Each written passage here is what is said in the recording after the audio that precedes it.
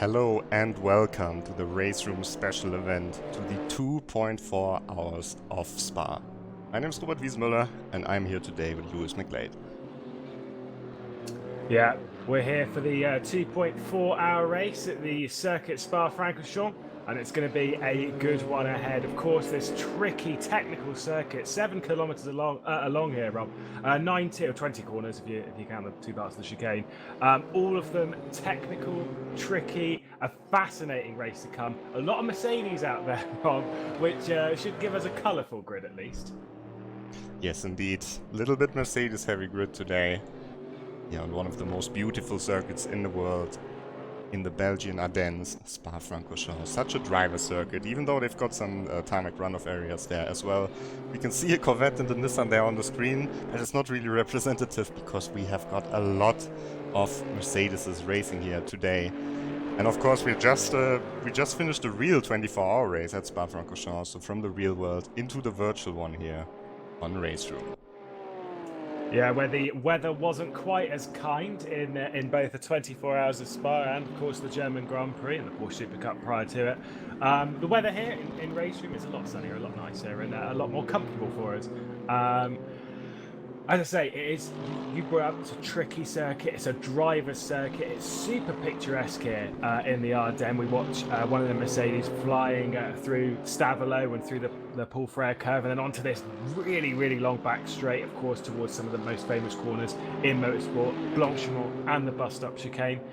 It's such a hard circuit to set up the car, but not just to set up, but to drive consistently, because this circuit, as much as there's so much tarmac runoff in various corners, it is not a forgiving circuit. That's for sure, and I think the drivers here, they have to watch out for, especially staying within the track limits, because we have the slowdown penalties active here on RaceRoom, and especially on a track like Spa, they can be brutal. You can lose a lot of time when you cut the course, maybe actually in Eau Rouge or in Radellion. It's very easy to do that because these cars, they're just about flat through this corner. So yeah, you have to be on the limit, and if you go a little bit over the limit, you might have to slow down and give the time back. Yeah, that's the hardest point, isn't it? When it's just about on the limit, because if it's easy flat, like in a Formula One car, it's easy flat. You just pin it and fly through there. When it is just about flat, that means that every single time you go through there, you have to convince yourself that you must keep your foot flat to the floor, and then thread the eye of the needle whilst doing so, and that over 2 hours and 24 minutes is going to be incredibly difficult. We've currently got 4 minutes and 40 seconds left of this practice session as we see more of the Mercedes leaving the pit lane. The qualifying session will follow this, and it's going to be super crucial because as much as you can pass around here, you need that track position. It is a big grid here in the 2.4 hour. Yeah, we've got 36 drivers on the server, so everyone showed up. That's very nice to see. And of course, we knew that the Mercedes was going to be a little bit strong in this event, so we put some ballast weight onto the car, 25 kilos in total. Also weight on the M6 and the Nissan, for example, which have proven to be very competitive around this track. We've seen Jack Keighley in the 14th, mid to low 14th here in the Avia competition from the time, so I'm not sure if anyone will reach that today. That was extremely quick. But yeah, a little bit of penalty weight, but still the Mercedes. Most popular choice here on the track. But not all of the drivers are in the Mercedes, of course. Also got some true exotic cars. We can't quite see it. Just see the nice forest hidden, here. Hidden away behind the Ardennes. Yeah, we ride on board with Pache coming through. Whoa, getting very, very close to that AMG, leaving Pouon. And into Piff Path is what I'm going to call it. It's what I was always told it was called back in the day. It's going to be an interesting one on strategy. We brought this up prior to the race that we've got most of the Mercedes will be taking the two-stop strategy. A couple of them are guaranteed on two-stop strategy. The GTR is almost guaranteed in a two-stop strategy. Some of the other ones might open themselves up to a one-stop though, Robert. So we look at the P45 coming through. Yes, Patrick Pache, one of the candidates for one-stop strategy in his car here. Super fast on the corners and super slow on the straights, this car. So it will be interesting to see how it mixes with all these Mercedeses. Possible to do a one-stop for him. It's also possible for Johannes Weiss, who's currently in the pit lane though. He is in the BMW Z4. So that will be interesting to see how he will do against these many Mercedeses and Nissans. So what would your choice be then, Rob? Picking a car to do this race, you know, where would you go? Well, I would have chosen the Nissan, to be honest, because it's very fast on the straight. It's the fastest car on the straight out of those that are in this race here today. It's got very good handling. Okay, you have to do a second stop, but I think that's fine, because it's quite stable to race, and yeah, it's got less weight than the Mercedes, so I think it should maybe have a little bit of an edge, pace-wise. We'll see if that comes to fruition across the race, as we seem absolutely pinned through Eau Rouge and up ready on, as we look at Balashin coming through and towards Blanchimont. Just balancing it. Whoa. Is that flat there, Rob? Yeah, it is flat. Once again, you have to watch out, especially on older tires, because you get a lot of understeer. And yeah, you have to watch out that you don't cut the course there on the exit. Yeah, exceeding the track limits will allow you a lovely time penalty as we look at more of the Ardennes. This is just a little bit of a bug that we're trying to sort out, but you know, when we get to see some of the pretty scenery in the background, of course, so it's a picturesque location. We get to see some of that. Mosca coming down to Puon.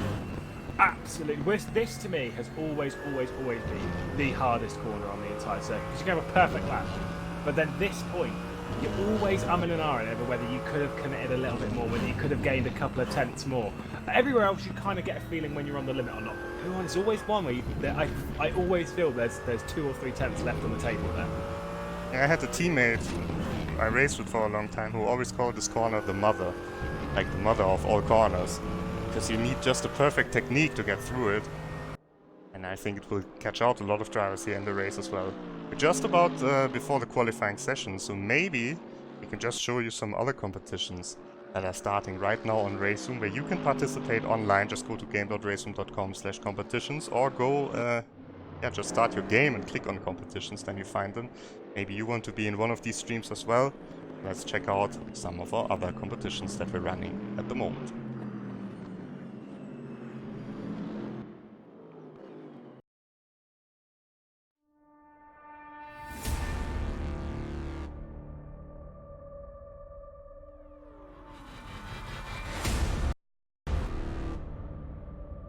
Who is going to take the spoils? We are about to find out as we are racing into turn 1. Contact between the two. 3 wide into turn 3. Sideways Doyden. Still contact happening through turn number 2. What a great bit of deft touch of the wheel that was. He's gone from the inside, and he's taken the lead!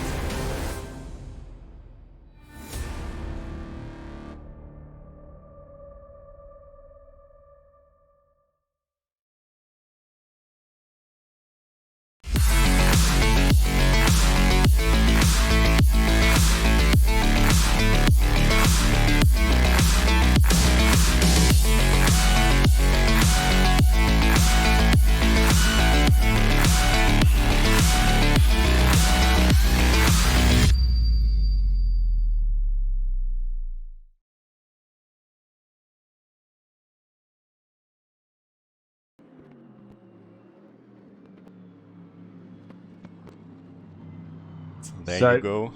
I'm sorry to interrupt you, Lewis. We've got, of course, WTCR coming up with a live final in Malaysia this year. So that's something new. And then the ADAC GT Masters Esports Championship, where you can travel to the GT Masters races, to the real races, and drive there on the simulators in the paddock, do kind of like a live event each round. So, of course, all of these races will be streamed live as well. So we are waiting for the qualifying session to start here. We certainly are, but yeah, always showing that we've got excellent competition, always coming to RaceRoom. The WTCR and previously WTCC before over the previous 2 years have been a staple of touring car competition in sim racing, and really showing that high level that we do have in sim racing, with some excellent stuff, of course, from the live events as well that we've had. including those in the ADAC GT Masters, obviously what we had in the BNZ earlier on in the year. We've had some truly spectacular racing over the last few years in competition, and it seems to be going that extra step further in 2019, of course, with WTCR returning, and with that live final in Malaysia. Of course, all of these competitions are open, as we said earlier, for you to take part on the leaderboards and hopefully get yourselves into the races. The WTCR one, that competition obviously is currently open. The first race of the season, I believe, is on the 18th of August, so coming up thick and fast, and you definitely don't want to miss this. We've got some very good racing coming up. Yes, and there are also 4 servers there, so even if you're not one of the fastest drivers, you can still qualify for the races, and it's also free to join. You don't need to buy the cars. You can see here all these Mercedeses in the pit lane as we're still waiting for the server to decide to swap into the qualifying session. We're running 5 servers parallel at the moment. All the other servers, they have found their way into the qualifying session. Only server 1 still waiting here. Let's see when the final car parks here. And then past that, who would be your pick for pole position here? We've got 20 minutes to qualify, as they're all going to jump straight out of the pit lane. Who is going to get this pole position, Rob? Maybe Georg Ortner, because he's the first one on track. He won't have any traffic. Georg Ortner, of course, streaming the race himself on his YouTube channel, which is also called Georg Ortner. He also works for Sector 3 Studios, makes all these nice video trailers, all these graphics here. Yeah, I was having a good chat with him on the or prior to the flight back from the BNZ. He's an interesting character. I had a really good time with all of us at the BNZ event, and obviously seeing him drive here has done a very good job in the pre-qualifier to this. Was actually 6th on that, 2 minute 15.3 was his time. Then we're seeing it through the section to Les Combes and down towards Bruxelles. Georg Ortner in the AMG, absolutely trying to hook it up on his outlap and get around as quick as possible to make sure that he's not being affected by anyone else on his lap. Still trying to find the external cameras here. Still looking at the nice forest. I think he needs to go over the second sector line, and then we have the cameras as well. So yeah, Georg Ortner, certainly one of the faster drivers here. Maybe not the favorite for the pole position. I think this role in this race is going to go to a guy who's driving in exactly the same car, Alexandre Vromont. Vromont has proved himself on a number of occasions previous, particularly in the WTCR Championship, has shown some true speed as well. Look at this, Georg Ortner is being tracked down by a Bentley. Absolutely all over his rear end, trying to get as much slipstream as possible. That'd be my choice. Obviously, I have to. It's a British tradition. You have to take it. It's obviously a German car, but still. Behind the wheel of the Bentley is Balint Benedek, one of only 3 drivers who has won an official RaceRoom competition race before in one of the top splits. Benedek has won the special event at Bathurst. Then we've got also Simon O'Neill on the grid, who was the fastest in pre-qualifying in the Mercedes. The Spaniard has won a race in the 3Motion Challenge. And there's Jaroslav Honzik, of course, who's won plenty of races. Alexandre Vromont and Georg Ortner both still looking for their first win in an official race. It actually surprises me that Vermont is yet to win. From the pace that I've seen from him, I don't know why. I've obviously done that, help the highlights of the previous few seasons of WTCR. I'm sure he would have got one in there somewhere, but we watch Ortner down towards Eau Rouge and then up ready on. There it is, ominous in the distance. How committed is he going to be? Hooks it over the curb beautifully onto the next one, struggling with a little bit of oversteer, but gets it absolutely pinned through there. Onto the Kemmel, straight up towards Les Combes. You've got to spot your braking zone absolutely perfectly here. Any mistake and you lose a lot of time. You've got to pick it just right with the curb on the left-hand side. Really open up the corner, hook it a little bit there, and a bit more on the curb. Or we could use a bit more, I think. Depends on how the track cut would have come into play. And then really get that exit right any wide, and you'd be into the gravel track, come down towards Bruxelles. And really, this one is a corner that's constantly falling away from you. Obviously, it's a hairpin that goes completely downhill all the way down. To get the front end in there is very tricky. Through the corner with no name. Be careful not to run too far wide there, otherwise you'll definitely slow down. And then towards Pouon, of course, this corner which requires so much commitment. You suggested it was the mother of corners. You have to get this one absolutely perfect for a good lap around here, which Water doing quite well here as we head towards Piff Paff. Or campus, as it is, my track guide. and then hooks it a little bit on the curb again. He could be using these a little bit more, I feel. A bit of understeer on the exit, just pushing the front end of the AMG wide as we head into Stavolo, one of my favourite corners on the circuit. I don't know why. Into curve pull Frere, and then on to this very, very long back straight. You're full throttle for such a long time here. You still have to keep turning. You still have to keep concentrating as we head through one of the kinks and then towards Blanchimont. Absolutely pinned he will be. Oh, beautiful line. Just slightly onto the curve on the exit. Prepare yourself for the heavy, heavy, heavy braking zone of the bus stop chicane. He's going to hook it a little bit on the curve there and a bit further. Try and get that excellent traction on his AMG Mercedes and towards the line. Georg Ortner going to do a... Oh, it's a bit further along than I thought. 2 minutes 16.4. Definitely needs to go quicker than that if you want to pole position, but a decent opener to the session as Vega instantly jumps in. And Honzik as well. Oh, and Patrick Pache, wow, 14.9. Wow, good there you opener. go, and that's the P4 5 Competizione on pole position. Excellent opener there, jeez. Must have picked up a little bit of slipstream, you kind of feel, in that P4-5. Instantly into second position on a 15.100. Simon Emile, of course, our fastest pre-qualifier. Doing a good job there in second. We look at Barriere coming up towards the chicane. Oh, contact, that's definite contact, that is. Purple in the first sector had a decent... Oh, he's lost quite a lot of time that second section and was overly committed into the bus stop chicane and caused contact. I'm not quite sure who that was with. I think it was Vermont, yeah. Look at Benedek, fastest in the first sector. You're going to see a lot of purples in this first sector if Packer is currently the one sitting on top, as that is not going to be the fastest thing in the straight line. But through this second sector, if anyone else gets a purple in here, then we're looking at a definite contender from pole position. But Jaroslav Honzik, I'm surprised that he's currently 1.1 seconds off of the pole. Yeah, I think the Mercedes, you could see it with Ortner, with the extra weight, it has a little bit of understeer. And it's not quite as easy to hook it up as it was on the leaderboard qualifier. Simon Emile, of course, proves that it's still possible to do a very competitive time. The Spaniard also in the Mercedes in second place. There are the times from Honzik, from Karel Vega, from Ortner, they're all struggling a little bit further back than we maybe expected them to be. And there you go, Benedek loses a lot of time in the middle. We'll gain a little bit back probably here in the final sector, but still. Yeah, he'll gain a little bit, but there should be a time good enough for third at the moment for Benedek. Comes towards the final chicane. Once again, we're going to see a lot of overtaking into here, a lot of action into this corner, of course, with the class. This is what we want to see, though. We want to see the P45 right up there, because obviously a completely different car. We want to see that sort of spread. We also should be able to see a Bentley up towards the front lot. We see Georg Ortner go up into third position. Benedek only good enough for fifth. Lost a lot of time in that final sector. Yeah, it just shows how difficult it is, actually.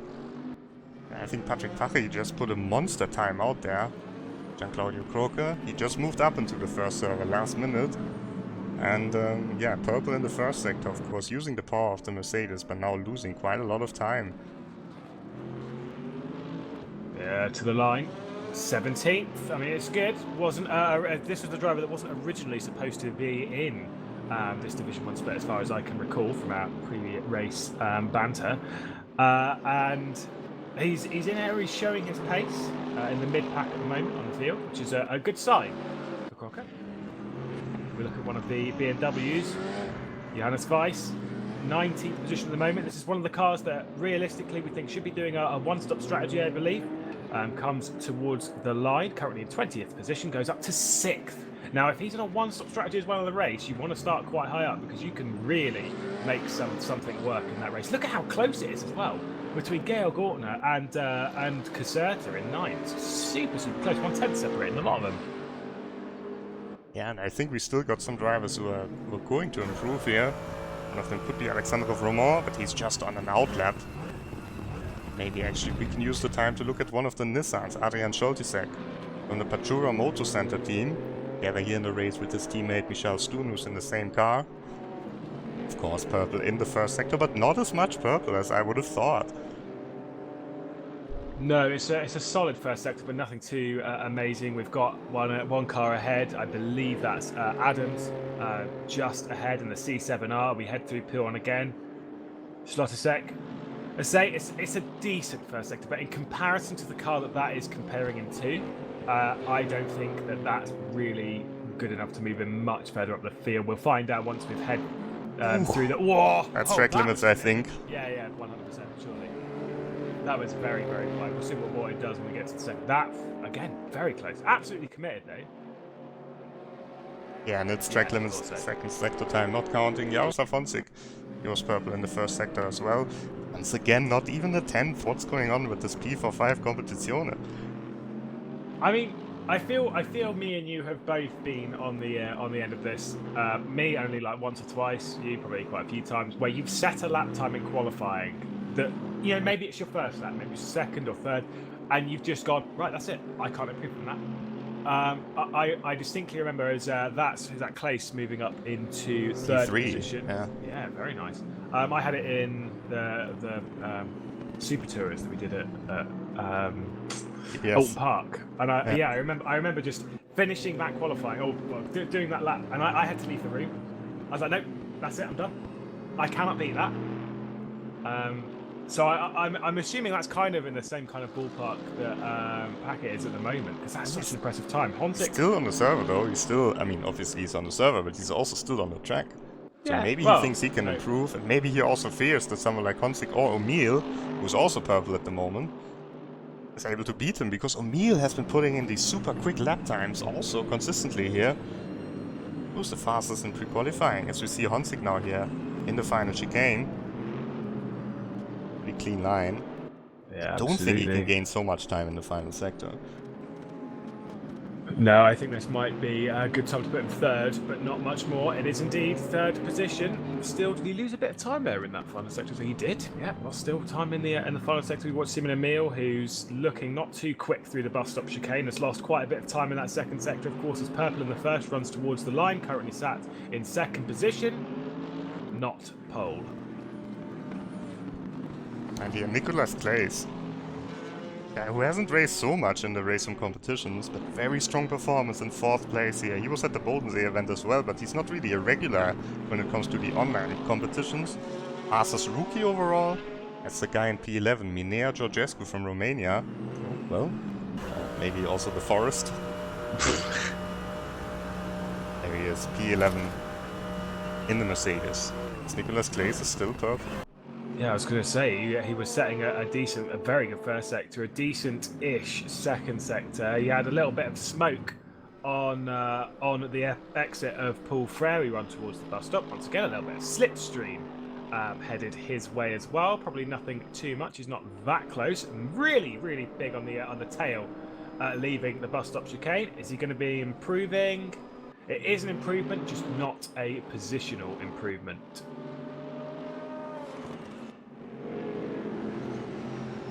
Simon Emil, here we are. Just one thing that I wanted to point out with Packer's lap time. Obviously, he's done a 14.991. His pre-qualifying time to get into this event was a 9.56, where you have, an unlimited amount of laps. You just do what you do, right? So to say that he's got that close on his first lap in a live session just shows how impressive that time is. Lazardo, I believe, improved to 9th position as well. Very quickly then, whilst we're in this session, we'll look at Simon Emil as he comes across the second sector. We'll just run very quickly through the top 10 as he runs through the second sector. It is good. That's good. It is good. Just need to check with Honzik real quick, because he's ahead of him on track. Good as well. Yeah, but that won't be pole position, but it could be for Emil. Could be indeed. Honzik towards the line, keeping it as straight as possible. Oh, it doesn't lose quite a bit in that final sector as well. We look back towards Simon Emil, ignore the Honzik at the bottom as he comes through the chicane. Absolutely clattered the first part of that chicane. On the exit, absolutely pinned as well, trying to get as much slipstream as possible to the line. So close though. That was a fantastic lap time. Yeah. So close. Absolutely insane. This man looking very comfortable. Wow, comfortable is probably not the right word. He's under attack, but still managing to hold on. Purple in the first sector is improving on his best time, runs towards that second sector split. This is where the car is supposed to be at its absolute peak. What's he going to be doing? Oh my goodness me. This could be it. This could be the lap to really set himself apart. I mean, been stood at the top the entire session. Heads towards Blanchimont corner, currently a 10th and a half up on his 14.991. That looked difficult to beat for anyone else anyway. There was only really one person I think could do it, was Seaman O'Meal. But this man looks to make himself further ahead of the rest of the pack. Heads out of the final chicane towards the line. Is it going to be an improvement at 14.991 he currently sits on? Oh, he just improves to a 14.924. That's better than his pre-qualifying time, so I'm sure he will take that in this live session. 5 minutes to go. So final attempts for various ones of these drivers. Alexander Vermont coming towards the line in a bit of slipstream himself. Goes up to P4. And maybe Patrick Pachel really, he really tricked all the other drivers here, because everyone basically is in the Mercedes, and now he's in a car that can potentially do a one-stop, and he's on pole position. So it might be just a far superior strategy to take the P45 Competizione here around this track. Yes, but you do also get the feeling that on the run down towards Les Combes on the first lap, he's going to be an absolute sitting duck. We look at Stefan Kosovec, who's currently down in 34th position, a driver that I thought might have been a bit quicker than this, but in the old school Corvette, runs out of Paul Frere, currently doing an alright time, should improve him, but just not that far up the pack, runs towards Blanchimont. Who was that who just moved up as well? I think Vega maybe up into 10th position, and Lazar's up to 6th, very nice. Yeah, Gortner down to 7th position. Of course, the first man that we saw out on circuit. Hopefully will improve himself up. We've currently got 4 minutes and 20 seconds left of this session as Kosovec runs towards the line. He's got moved down to 35th position, where he is going to stay. Remember as well, in RaceRoom competition, once that timer ticks down to 0, that's it, the session's done. You don't get to complete your lap that you're currently on. Good first sector there from Weiland. Lost a lot in the second and final as well, but up to 10th position. That's a decent lap time. Instantly demoted by who was that? I think Caserta. Rice or Caserta? I'm not sure. One of the two. Couple of guys out of position here. Thomas Dempolsky, only P25. 26 now only. He also swapped to the Mercedes, usually in the Porsche, but the Porsche not quite competitive around this track here, at least in the virtual version.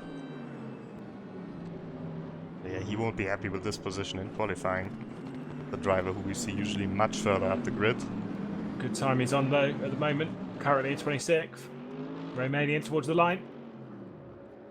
Should be a solid improvement. Up to 20th. Still only 20th actually now. We would expect him a little bit higher than that. Vermont. Good first sector. Very good first sector. Just lost a lot over the next two. Enters what will be his final lap of the session. Through results. I don't know why someone's leaving the pit lane now. You definitely can't complete your lap time from this point. So as I was saying, as soon as that timer hits 0, that is it. The session is done. It's not like it is in elsewhere where you get to finish your lap. No. We're much harsher than that. You have to time your sessions to perfection. And at the moment, the person doing that is Packer. We'll see if he can get demoted from pole position. We look at Vermont through the first sector, currently a 10th and a bit up, as we would expect from the AMG. Weiss moves up into 6th position, currently a second off of pole position as well, as we run down towards Bruxelles once more. Number 48 doing a very, very good job so far on the lap, absolutely committed into Bruxelles, absolutely all over the curve on the inside. Fantastic work, trying to hook that front end in. Of course, that 25 kilos extra this is carrying as the success ballast or weight, rather performance balance in the car, really putting it on the front end of this car and causing a lot of understeer as we head through Huon as well, one corner where you definitely don't want to understeer. It's looking at a good lap here so far for Vermont. Let's see what the second sector split will say. Not really any mistakes, maybe could have carried a bit more speed into this corner here. Once again, a bit of understeer. He needs to be... I don't think he can really quite use the same potential that the car had on the leaderboard here, but it's still a very decent lap. It is solid indeed, improving once more through that second sector. It's not going to be enough to go for pole position, but it could be enough to get him into third position, demoting Jaroslav Honzik from third. We run towards Blanchimont, where he's going to be absolutely committed. I've noticed Alexander Vermont is using quite a lot of the curves on the inside, just trying to get that front end really, really hooked in. It may not be working so much. That was Neg, who's gone up into 8th position as well, doing a very, very credible job. Vermont towards the line for his final lap of completion. Patcher as well has completed his session. Vermont goes up to third. He does indeed. Oh, good improvement in that final sector as well.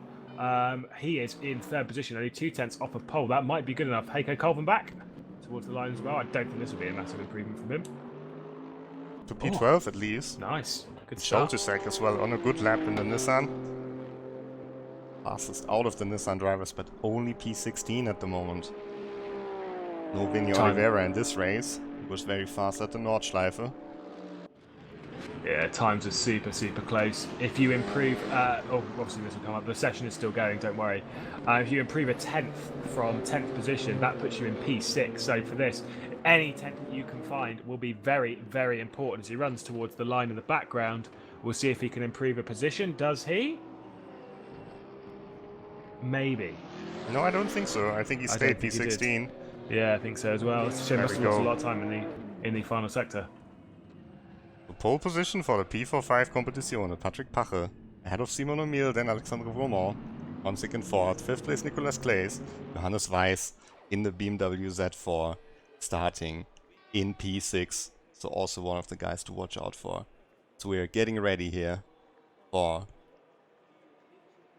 our race in the top split. Who's going to win this one then, Rob? I'm going with Pache actually. Really? I will up you with a random pick of Vermont. I think it's his time. I think just why not? Why not? The time is now.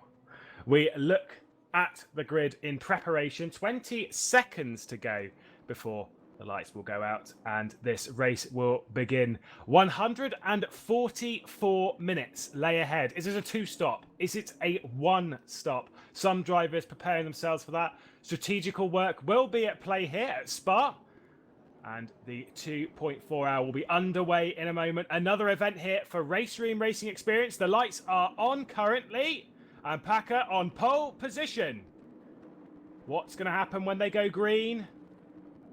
Here we go. The race is underway. A bit of a wheel spin there in the background. I believe that might be a better start there from the AMG on the inside. Simon O'Meal trying to attack on the inside. Absolutely not, says Packer.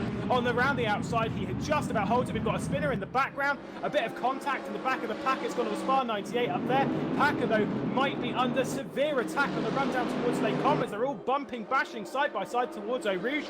Up through Radion. Oh, Pache! Massive moment there from Packer. And O'Meal is going to take the lead of this race in the opening lap. Oh my goodness me, what a mistake to make. Simon O'Meal currently though going to be under attack from Jaroslav Honzik. Alexander Vermont just in the background, under attack from Johannes Weiss and Klaes in the background. Oh, a bit of contact there from Vermont. Oh, he's going to try and hang it around the outside. That's not quite going to work, but Johannes Weiss says, yes, okay, I will have the inside through Les Combes. And on the run down towards the hill, towards Brussels, he's just going to hold it. And so Johannes Weiss has got up into third position from starting 5th. Fantastic start from him as Packer trying to respond, trying to get back up. He should be fighting for 4th position here. Just on the inside, oh, contact. Nearly a half spin there. Oh, wow. This has not been a good opening lap here from Patrick Packer as he's getting muscled out left, right and centre. A silly mistake from him on the opening part. Just took a little too much of the curb and it just threw him off. But currently in 7th position. This race is definitely not over yet, certainly with the pace he showed in qualifying. We look further down into the pack and wow, what an opening few corners that was, Rob. Yeah, big drama there for Benedek, who was spun around in the Bentley, and Rafael Alves already out of the race. Valentino Adams was in the wall, so lots of drivers have lost out here in the beginning of the race. And then, of course, the mistake from Patrick Pache. Edi Sakai, one of the guys who benefited a lot, up to P14 now. Oh, there's a Mercedes, that's Barrier. That was close, almost into the wall. Yeah, not the best opening lap for some of them. Remind them that the race is 2.5 hours long, please, because some of these are taking some severe risks. I see, I think it was Rogescu and Stempersky who were just switching positions there as barrier as well. Stempersky just dropping back down the field, back up towards the front. We see Packer completely under attack. Oh, he's just going to cover it off. Currently holding 7th position from Kolbenbach, who's done a very good job. Kolbenbach! Oh, that was a commentator's guys, if ever I've seen one. And that is not a place where you want to be. Managed to do a very nice flick spin. Indeed, going to get going at about 20th place at the moment. Oh, I don't know what happened there. I think he got contact. Was it Violent? Or I think it was Caserta. It was a red car, wasn't it? Yeah, I think so. It might be the Puckerchop's car. But there is about 8 of those at the moment. I'm not quite sure who it is. The end of the first lap, though, Simon Emil currently having a half a second lead over Honzik, who's just pulled away from Mont as well. We look back in the pack. Vega run downs towards the hill. Oh, it's very, very tight here. All getting into single file just before they head up the hill. Benedek just behind as well, looming large in that Bentley. We ride on board with him. Not the greatest opening lap. Oh, Packer! Packer, what's happened there? That must have been a slowdown penalty. Must have been a slowdown penalty. Oh my god, that is huge. Absolutely huge. Now down into 19th position. 2 laps, 2 times through Eau Rouge, 2 massive mistakes. Now in 19th position in this race, and realistically from this point, surely a shot of the win is almost impossible. Now he needs to work perfectly on the strategy, but he's fighting against these cars that are so different to his. So he will have a hard time really showing his pace when he's so far down in the pack.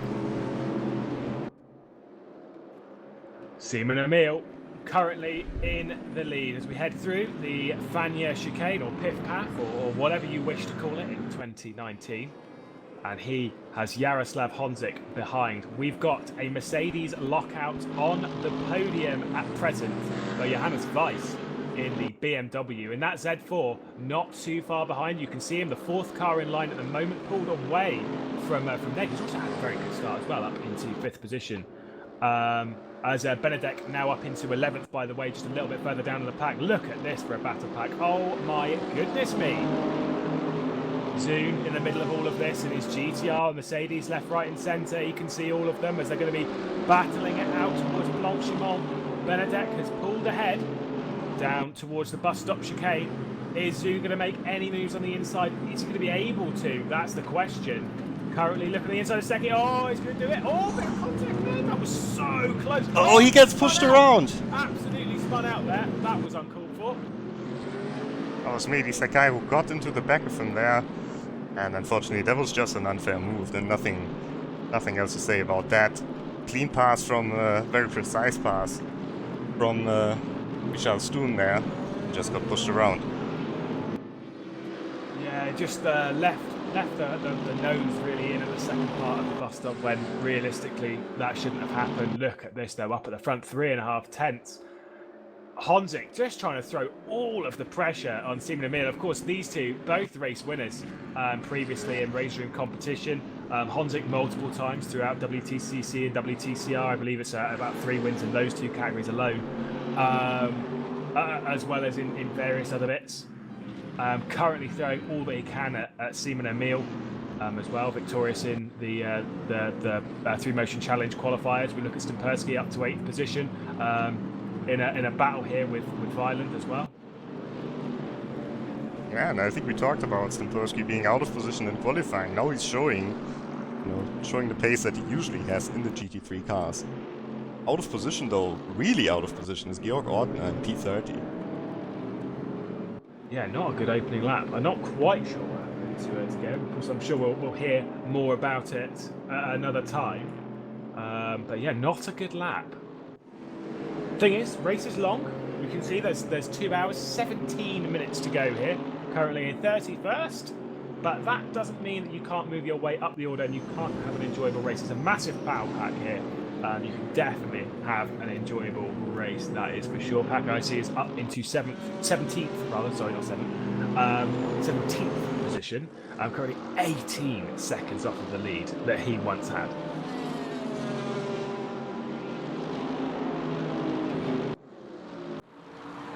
We ride on board Looking back at that P45, you can see it's just losing time at slipstream.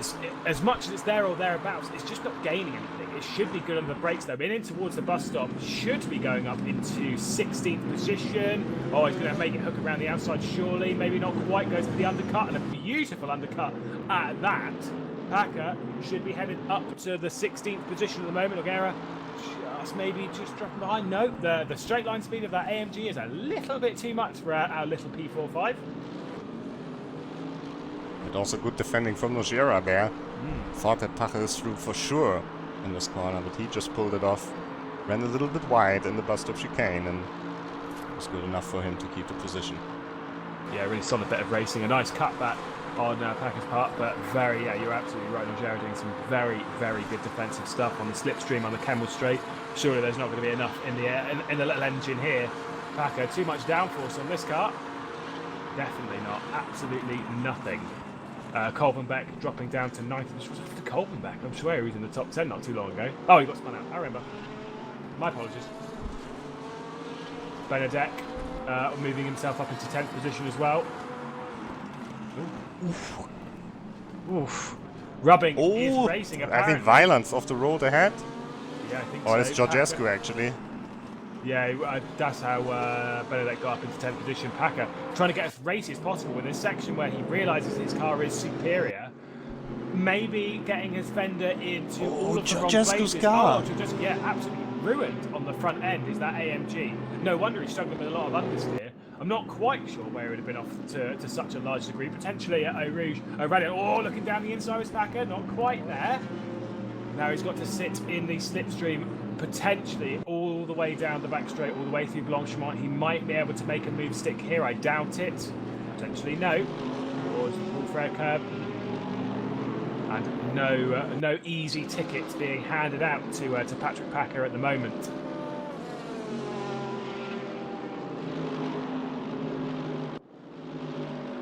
Slipstream as hard as possible. I noticed how we seem to have 2x2 forming realistically at the moment. Mosca looking back towards Kolbenbeck, who has not had the greatest start. We look back up towards Packer, diving down the inside of Nojera. Oh, it's just as close as it was last lap. Trying to go for the cutback again, didn't work, and it's not going to work this time. Definitely not quite as close as it was there. Mosca once again under attack from Kolbenbeck towards La Source, and we see some action in the background as well. Who is that? Valentino Adams. Trying to attack and trying to move his way up the order. Kolbenbeck up into 17th position and should be able to hold that one on the run down the Camel Straight towards Eau Rouge they go. Schlotterbeck in 20th position. All over the back of him is Grotchen, Adams as well. Ricard not too far behind. Runs up the hill. Oh, tense racing. We've not seen anyone try a daring side-by-side at Eau Rouge yet though. Whoa, this Nissan at the back. That was. Lachine almost losing it here. Oh, he's got a slowdown there. Slow down, absolutely. Yeah, it was super wide. We look at Stefan Kosebek moving up past, trying to get past the GTR as well, but just hanging on to 25th position.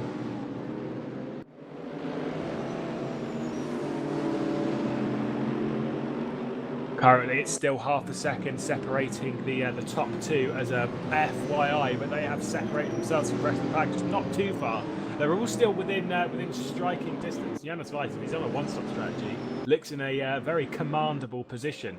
We look at him at the moment in that Z4, the only one who's not an AMG at the moment up this end of the field. I think even in the top 9, he's the only non-AMG. Benedek, the only other one in the top 10. He's currently in 10th position for Bentley at the moment. This is a curious position for Johannes Weiss. Obviously a very strong driver. Quite a nice guy as well. Pretty calm from my memory. And also one of the most experienced drivers here on the grid. You can actually see the experience in the top 4. These are all drivers that have got plenty of experience in the RaceRoom competition races. O'Meal, Honsig, Roman and Weiss as well. As we have to look back at Patrick Pache. This time on the outside against Nojera. Whoa! A little bit of a squeeze, trying to make anything stick. Packer's getting bored at the back of this AMG. Oh, he cannot find his way by. This is the problem with this car and this combination. If he was sitting in 5th at the moment, that'd be great. You know, just hanging on, just sort of sitting there or thereabouts. But through the 2 mistakes he's made, he's now down in 16th position. He's done a commendable job to get back up to 16th, absolutely, over the last 10 minutes. But still, down in 16th position from pole. We look at Honzik trying to fight for the lead. Oh, just not close enough. Yardier doing everything he can to get that lead. He is pushing hard. Both of these are pushing to the absolute limit of the circuit without going far over.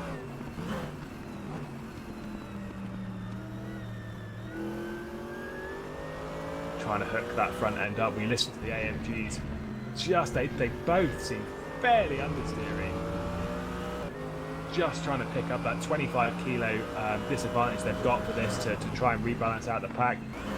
It seems to have done a good job on pace, but throughout the race it seems to just be heading at the moment the AMG's way as we look towards the Ardennes. Lazarzo trying to get up into 12th position, just getting into a fight there with Sakai.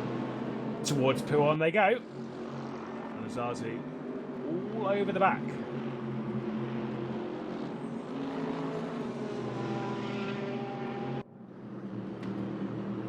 Problem we've got here is I'm not quite sure who was. I believe it might have been Stakai who had that incident earlier on at the bus stop chicane, but obviously we don't know. We can't tell. Look at this from Packer. Once again, so aggressive with the attempt to overtake, trying to put him offline every which way, but everything. Now that was aggressive. That was where you're getting annoyed now. You just want to get by. You just want to get this done. That was not the right move there from Patrick Packer. Najera pushed realistically out of the way. You know, you could look at that one 50-50 racing instant, however you want to see it. I'll sit on the fence on that one, absolutely, why not? Packer just showing his frustration here at the moment. He may be overtaken as a bus stop chicane. Najera going to look to the inside, decides better of it, and decides to let Packer get on with it. Pretty strong braking performance from the Mercedes. It's only on the corner exit where you can see that the P45 is gaining a huge amount of time. Yeah, should gain quite a lot out of the source as well and just cover himself off for the run down towards Le Comte. Oh, so wide though. And that allows Kolvenbach through. Yeah, absolutely. That's the easiest overtake Kolvenbach will do all day. We look at the lead, although no, the lead group. Currently attacking for the podium position, Johannes Weiss, all over the back of Alexander Vermont. Vermont trying to just hold on to that podium position. Of course, a person who's yet to take victory in RaceRoom competition, we said this earlier, one that's a surprise candidate for that list, and one that could be a contender for the victory today. Currently sits 2 seconds off of the race lead, 1.5 seconds just behind Jaroslav Honzik, but now under heavy pressure from Johannes Weiss. This quartet has absolutely pulled away at blistering speed from the rest of the pack, 4 seconds to the next car behind. Really showing that this quartet should be our picks for victory, but we don't know what strategy they're on. We don't know how they're playing their cards. Everyone going to be playing them very close to the chest at the moment. And this race really hasn't settled down yet. Still plenty of battles all over the track here. Schultersack in the Nissan, you can see in this corner. Nissan just has less understeer. A bit better downforce actually. So he's almost going into the back of Courtois. Courtois only in 18th. That's a bit of a surprise for one of the regular esports competitors on the grid. Yeah, Jan Courtois, one who's shown tremendous pace throughout his realistically short RaceRoom racing experience, competition, like pace, his career. He's not shown too much, but here we go with Johannes Weiss on the cutback, trying to get it on the rundown towards La Source. I don't think he's going to do it. He's just not going to have the high ground on this AMG, and it should pull away nicely. What's Johannes going to do? I think he's just going to sit there and drop in behind, maybe go for a cutback again. But realistically on the rundown, yeah, the AMG is always going to have that.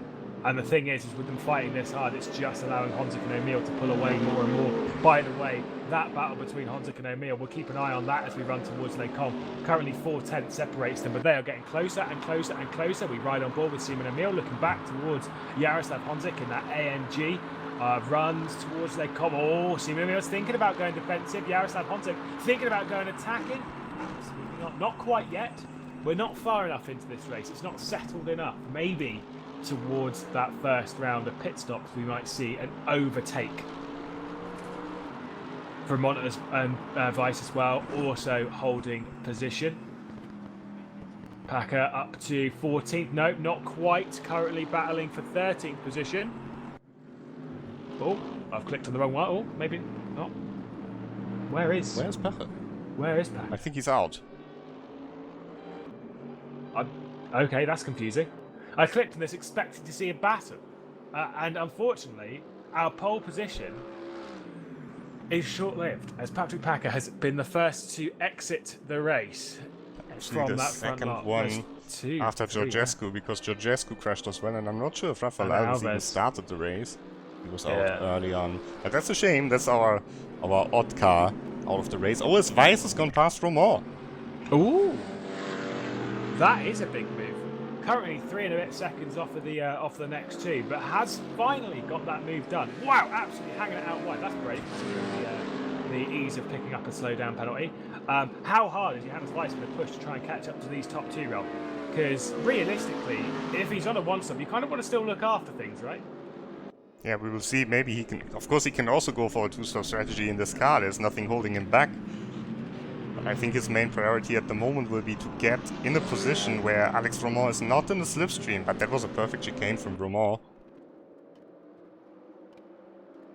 Trying to break that slipstream. We see in the background Claes as well, trying to just drag his way back up. We look at Carol Vega coming through, Sakai just behind. This trio rather of red AMGs. And they're all French drivers as well. Oui. Martin leads Vega, leads Sakai through the bus stop chicane and towards La Source. Colvenbeck looming large in the background as well. Logera not too far behind as Courtois as well. Stottisek just behind Courtois in that Nissan, trying to go for the attack wherever he can. All just holding position at the moment. Vermont trying to really get back past. At the moment, if I was Vermont, I'd be like, right, okay, we'll just hang on. Also, I've noticed that Jaroslav Honzik has slipped just a bit off the back of Seaman and Emil. Currently 1.3 seconds separates those two, considering they were so close. We look at Schlotterbeck, who's just trying to attack for 17th position. Jan Courtois going to drop behind and doesn't even fight it. Once he realised that position was done, Jan Courtois drops back into the slipstream and Schlotterbeck up into 17th position. You could also see the power of the Nissan there. Super quick on the straight, even faster than the Mercedes. So, a bit of a surprise to me that Schlotterbeck is the fastest Nissan only in P17, because this car would have been really a match to the Mercedes on the circuit.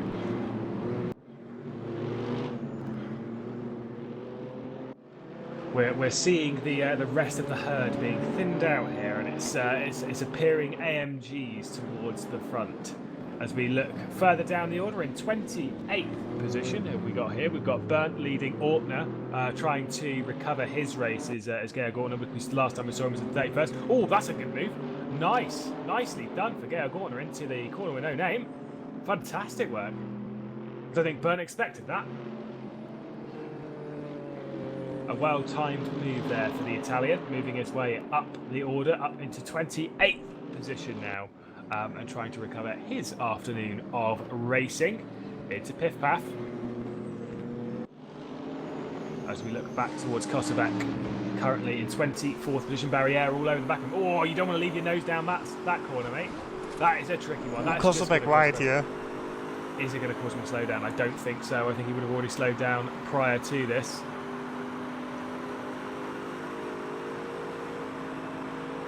I can't read what that says on my screen. It's unguarded who got a slowdown penalty. It was in P31. And Kosovac, I think he's going to lose the position here to Barriere. Yeah, that's a fairly easy one there for Barriere. Kosovac demoted to 25th position. Unfortunately, not working out for him. We look back towards Vermont, who's all over the back of Johannes Weiss. Look how close they are. Vermont just not able, though, to throw it down the inside.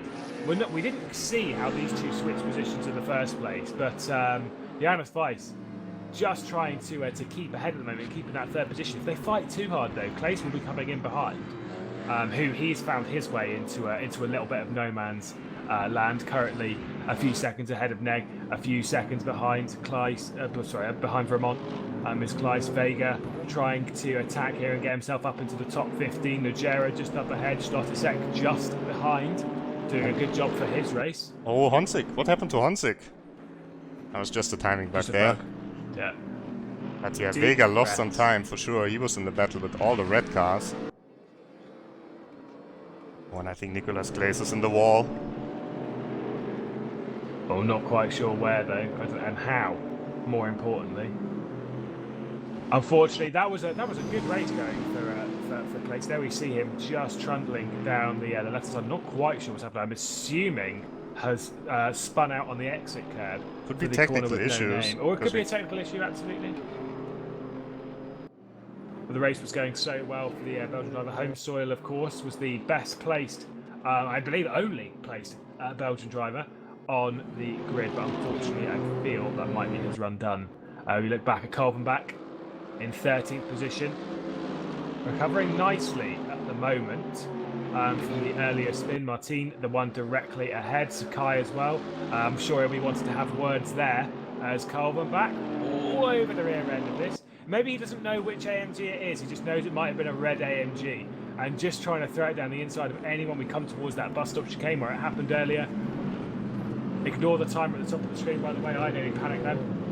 I believe that's the countdown to when it's 2 hours to go. Kalvenbach. Oh, look at that red AMG. That was who was that? Was that Vega? I think Vega, yeah. Yeah, had a back on the inside. Kalvenbach trying to make this move. I think the outside's always got the high ground there, though. Absolutely, it does. Kalvenbach stays in 13th position.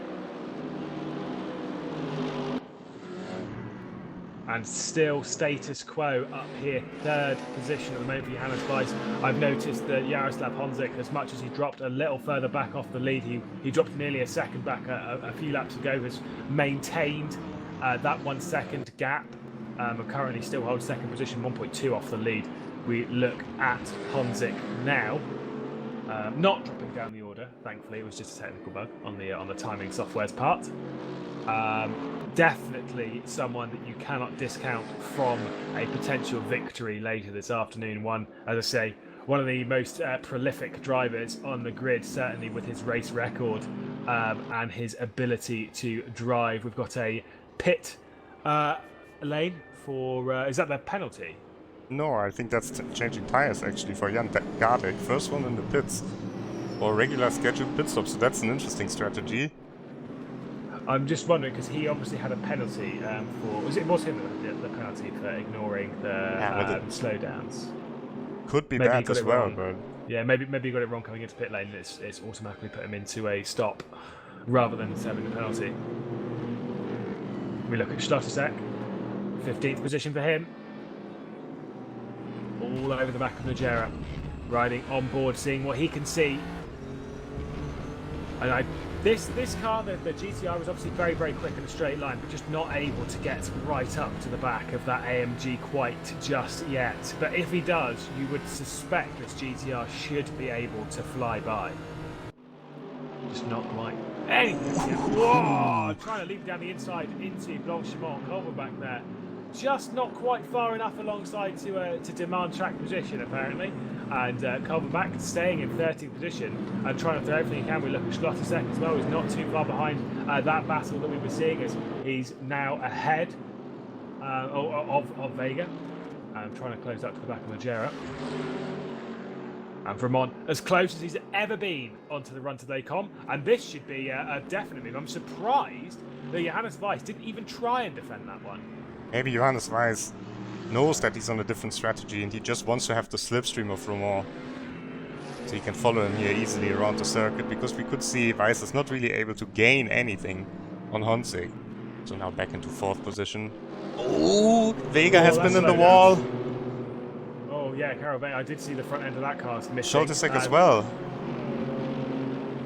I'm assuming an instant with them back at La Source, but surely they would have had a slowdown from blasting over the inside there. Whoa. Yes, both of them. The pair have bumpers missing, which is obviously going to cause a hilarious amount of understeer. in the car. Not quite sure what happened between the two of them, but bearing in mind they've both got the same damage, you would assume contact and then spun off into the wall as Slottersack gets by Carol Vega. Oh, that was never going to work. That had a literal 0% chance of working. And it's a bit before the real pit stop phase, I would say. So yeah, it's way too early. Yeah, an unplanned pit stop certainly going to be the case here for Vega and for Scholtesek. Actually, on the Nissan, when you lose your front bumper, it's not so bad because the car is quite oversteery. So you can still kind of lap around the circuit, but you could see how wide he was out of Puhan there.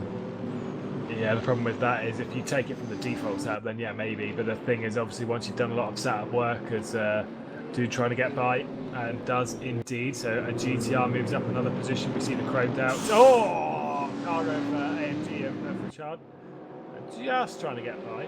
No, absolutely not. The rear end decided to step out at all the wrong time to run on board with Vega, who will potentially be heading to the pit lane this time, unless he wants to drop back even more positions. And we hope that these guys actually understand what kind of damage is done. Oh! Yeah, because obviously, so that is a shame for Ricard. Like, heading into that corner, obviously Vega's going to have to back off a lot. He's not going to know though, so that is unfortunate. Driver from Luxembourg lost a lot of time here, and I hope Vega has. He's going into the pits and Scholtesek as well, so they realize that they need to come in here. As the battles continue, Thomas Martien has been passed by Kolvenbach now. And Martien over the curb, that was unstable. And I think Nogera has been off the road. Whoa! Really trying to get alongside there and had to lift out massively, and he's got a slowdown as well.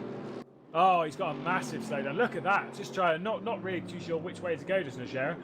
Drops down into 16th position, is now able to get back on it as Adams in that C7. Oh, he's gone wide as well, speaking of him. I was saying that he just got up into that position, and who's that? Who's off in the back? I think Courtois. Courtois. It's Courtois, yeah, absolutely. Maybe spinning through part of Les Combes. Not quite sure what's going on between some of these boys. Certainly aggressive driving here in the midfield. I thought something. Has something happened to Jaroslav Honzik? Oh, something has. He's crashed. Jaroslav Honzik has lost his front end. I thought so. That gap was getting bigger and bigger, and I wasn't sure if it was a timing bug or not. But he has lost his front end, and whilst this has happened, Johannes Weiss is now all over the rear end, trying to get up into what is now second position. My goodness me, a mistake out of Jaroslav Honzik. Not one I would have called prior to this event, Rob. No, certainly a bit uncharacteristic, but maybe it just shows the impressive pace of Simon O'Neill. It shows how hard Honzik has to push to stay with the Spaniard here, who's still leading the race. Doing an excellent job with Simon O'Neill. Really, he's got a 5-second lead over Vermont, which is certainly a good one. We look just a little bit further down in the pack. This is the one I actually wanted to go to. We've got Georg Ortner in there. We've got Soren Jaeger as well. Not quite sure who else, but we... It's Kosselbeck. Yeah, absolutely. Soren Jaeger, they're going to go side by side. Georg Ortner's going to lift out there a little bit, I think. Oh, this trio absolutely going to war. As Georg Ortner down the inside of Soren Jaeger, up into 22nd position now. A good recovery, considering, I say, the first time we saw him realistically in the race was in 31st. So obviously got involved in the lap 1 incident at La Source, but doing a good recovery drive, and I'm sure having quite a bit of fun out there flying past all these drivers.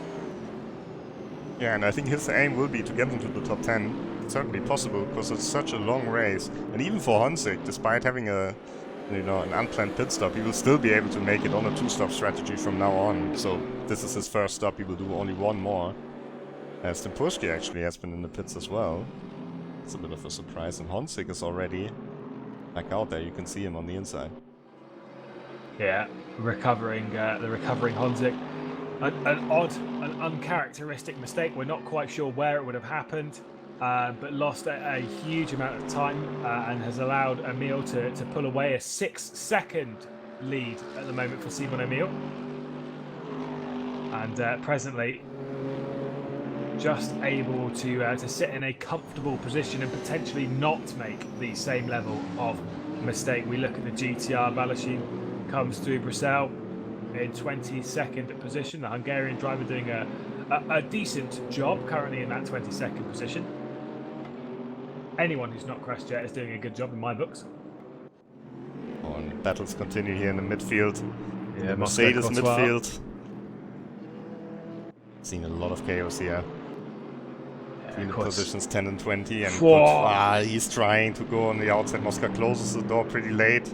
Inside run for Courtois, but that's not a corner where you want to go side by side. Much better when you're behind the other driver.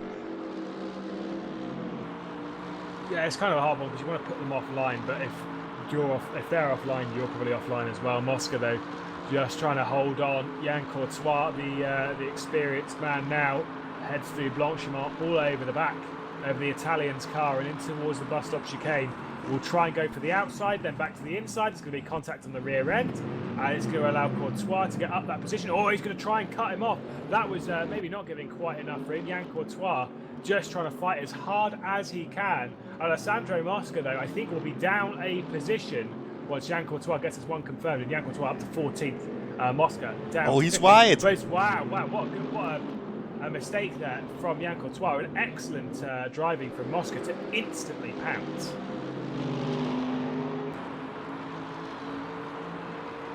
Alessandro Mosca, 14th, looks at the back. Oh, that could be a slowdown penalty.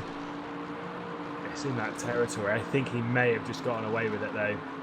May have just been lucky enough to get away with it, and nothing happening in the slipstream for Yann Courtois. If it's going to happen, it's got to be a big old dive.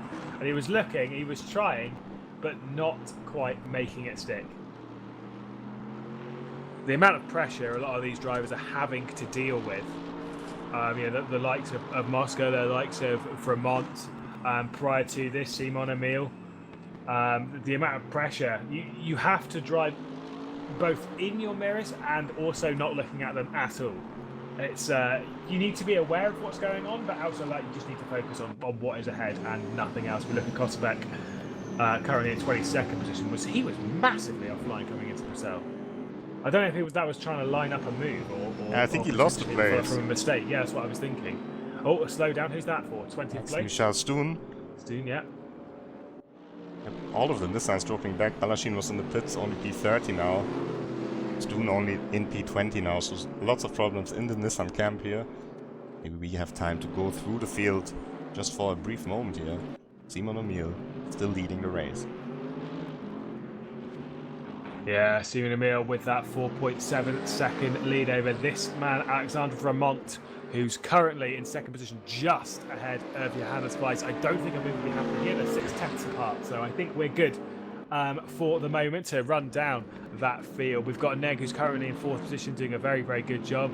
Jerome Wyland as well, in a little bit of a world of his own, currently in fifth, second ahead of Balint Benedek, who's just coming under pressure from Caserta. Balint Benedek lost him, so he was in the bottom end of the top 10, doing a good job. Up into sixth, obviously, through no mistakes. Lazarzo currently in eighth position at the moment, again at one of his own. Sakai as well. That's interesting because he's been in a lot of battles this afternoon, currently in ninth position. Then rounding out the top 10, Heike Kolbenbach. Recovery, very, very solid work so far in that 10th position. We'll see who else can recover.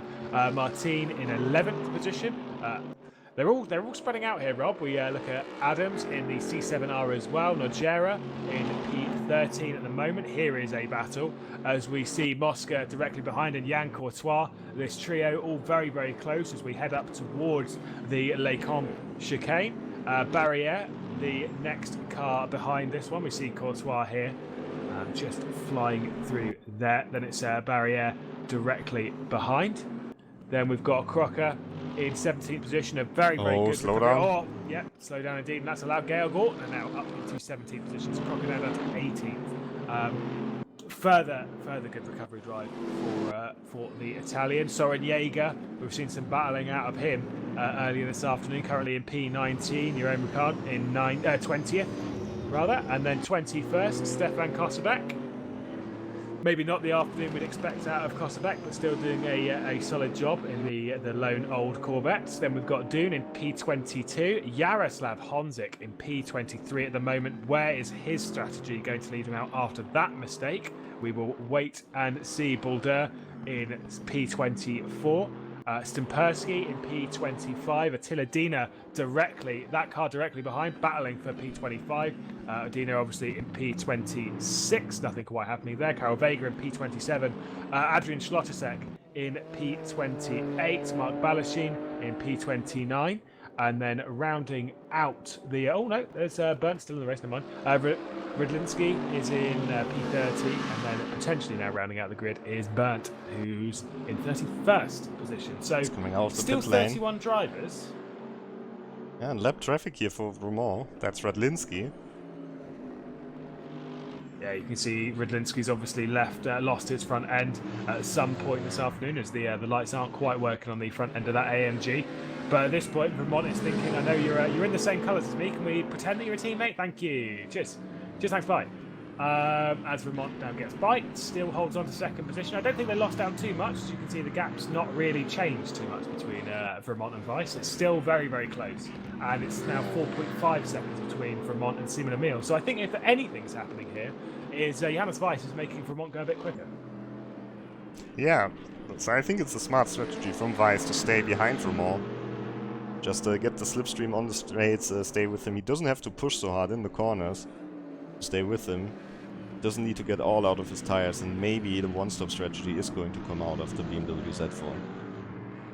Yeah, I mean, the thing that I have with that is I'm confused as to why he decided to do that so late. I mean, obviously that they were all quite close, but he's still piling on the pressure to Vermont earlier on in the race when there was the quartet of them up towards the lead. I think Emil has had a mistake as well, as he's 3.2 seconds now ahead, so he's dropped back a further second over this lap. We look at Simon Emil, potentially, but only a second for a slowdown.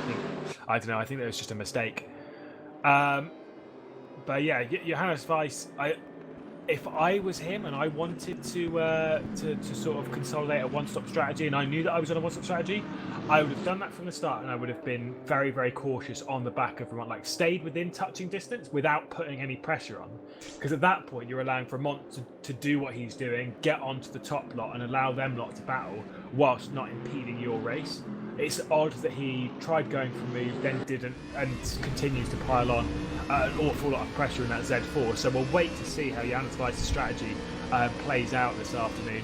An hour and 44 minutes left of this race. I think one of the problems for him is that he actually has to... That was close. Yeah. That he actually has to push pretty hard to stay with Romain, because the pace from Romain is very strong at the moment. And I think Romain on his own can go a little bit faster than Weiss, so he needs to push hard to stay within the slipstream.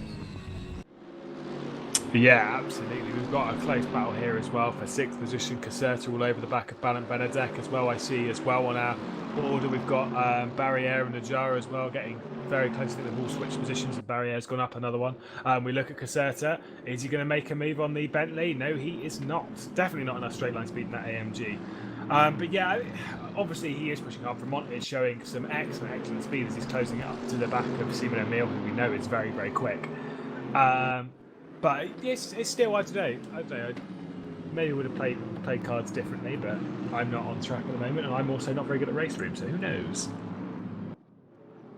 We can see Nojera, he was one of the guys who lost out a little bit earlier on in this crazy Mercedes midfield. Behind Barriere now. When Barriere was looking there against Mosca. Yeah, all these Mercedes cars going wheel to wheel at any moment. It's interesting. I mean, if I was the head of Mercedes, I'd be looking and thinking, wow, there's a lot of Mercedes out there. I'm happy with that. And then asking how much it cost to have all of our Mercedes, which in racing nothing. You can get them out on circuit. As you wish in the certain competitions that we've got. I think you still have to buy them, but they cost like 3 or 4 euro. So yeah, exactly. Or you can take part in the WTCR esports as we look at Barriere down the inside up into 14th position, and that's a decent move for him. into Piff Paff. Not a place where you'd expect moves. That's why no one stands there. But that was a clean pass, just straight down Very. the inside. Oscar wasn't fighting it too hard. And it's true. Yeah, it brings into question certain moves. He's got a very good run here as well. As we look further down the order, Jaroslav Honzik trying to move his way up the order as he gets past Stefan Kosebek for 22nd position. And who's this? Your own Violent. This is for P4. That's quite a big battle here. Violent versus Neg. Neg, I think, has made a mistake. He was in a world of his own earlier on in the race, and we've got Balint Benedek not too far behind, and Caserta as well. So this battle for P4 is really livening its way up. Oh, and I think Nogera has been off the track. Need to jump here to Nogera. Oh, definitely. Down 20. Yeah, absolutely. It's fallen off the road somewhere. Back towards this battle pack for 4th. We've got AMG, Bentley, and AMG all fighting out for the for that 4th place, the final spot that's not on the podium. The one that you kind of like, oh, what could have been? Balint Benedek trying to throw what he can in that Bentley. Obviously, the only one who's sort of an unknown feature in this lot being in that Bentley. Everyone else kind of knows what the AMG's capable of, as they're the ones driving it. But that Bentley, umming and ahhing, is it going to be faster in the straight line? Is it going to blast past me on the run down towards the bus stop? Potentially, as we head into Pouhon once more. Yeah, the Bentley is certainly a bit like the Nissan or the BMW M6 in terms of its performance. Not very good on the braking, to be honest. But decent corner speed is alright, especially in fast corners. It's not so bad. But I think it will be a bit better than the Mercedes on the straights here. And Neg is under lots of pressure at the moment. Yeah, it's because the Bentley's a big old fat car. Wow, look at this. Yeah, Neg's under. Oh no! Pressure. Yeah, way too close there for Balint Benedek. Oh, and that's heavy impact for Caserta. That is huge for Caserta. Into the wall. Balint Benedek was too close going through that corner, and based on what was happening, Lazarza was always going to have to lift off at that point. Oh, sorry, Caserta was always going to have to lift off at that point, and has allowed Lazarza up. Oh, that was not the best mistake. The best time to make a mistake for Balint Benedek. I don't think Caserta could react there. He was too close to them and just has no chance there. No, absolutely not. That is a shame. Balint Benedek, though, in 8th position. We look at Caserta, who took a massive impact in the wall, heads into the pit lane to begin his 2-stop strategy quest. We'll get that car repaired on the front end and then get some fresh boots on it and see what they could do. We look back at Johannes Weiss. Just comfortably hanging on to 3rd position. Look at how far these lot are pulled away from the rest of the field. It's like 28 seconds down to Neg in P5 at the moment. 27 to your own Violent in P4. And if I'm not mistaken, we are... You know, we should be getting into the area where you can pit if you're on a 2-stop strategy. Yeah, this is sort of like the 2-stop. We've done we're approaching 40 minutes complete, 2 hours, 14 minutes. So you're talking roughly the 40, sort of like 45-ish minute period is your 3rd waypoint. So basically, we'll be approaching that pit stop window shortly, you would believe. Yeah, so if you split it equally after 48 minutes of driving, should be coming into the pits. And at the moment we have... I'm not sure how much we have actually. We've got 100... Well, we've got 98 minutes left. So 98 takeoff, yeah, the 46. There you go, so we're very, very close to that pit stop window. Thank you.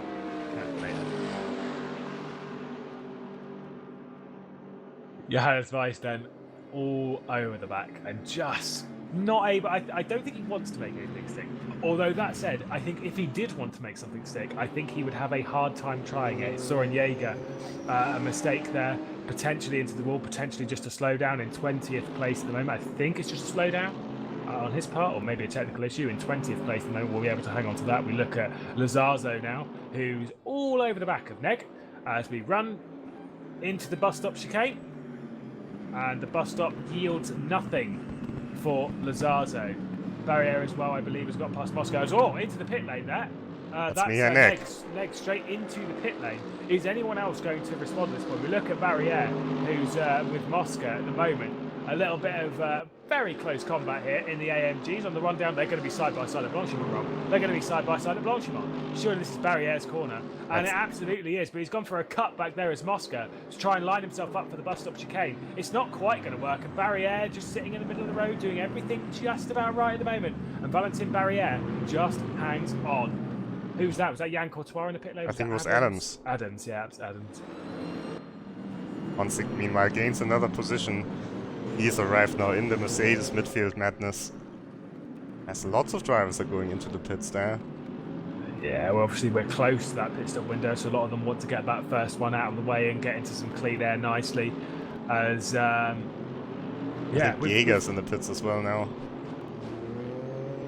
Soren Jaeger as well, joining the pit lane party.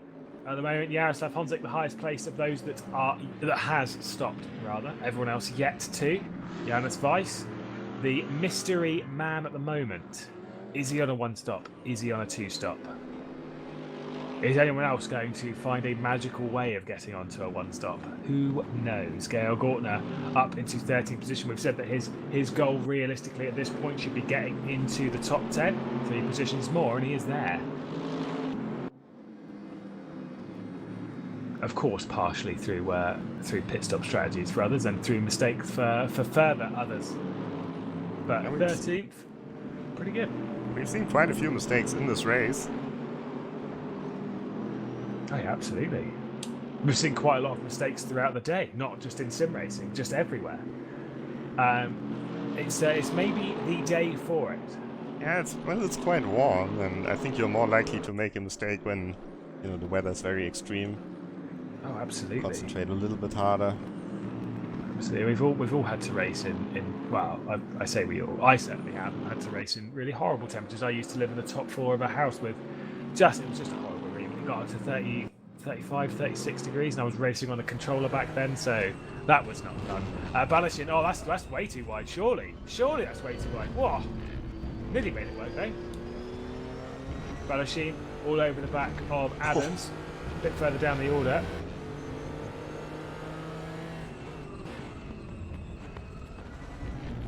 Very well committed on the brakes there with Balashin into Les Combes.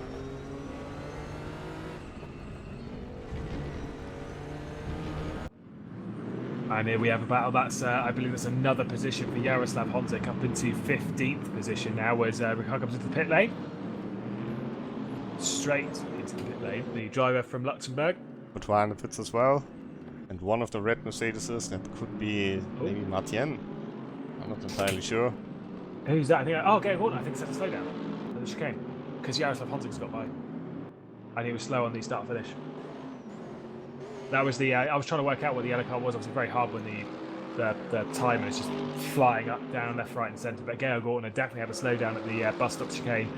Drops back to 13th position. So gain a few, lose a few. Been there, done that.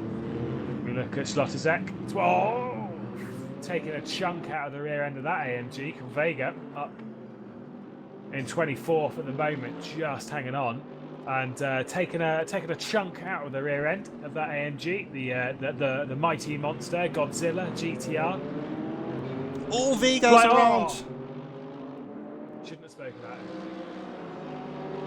That is the commentator's curse of Godzilla.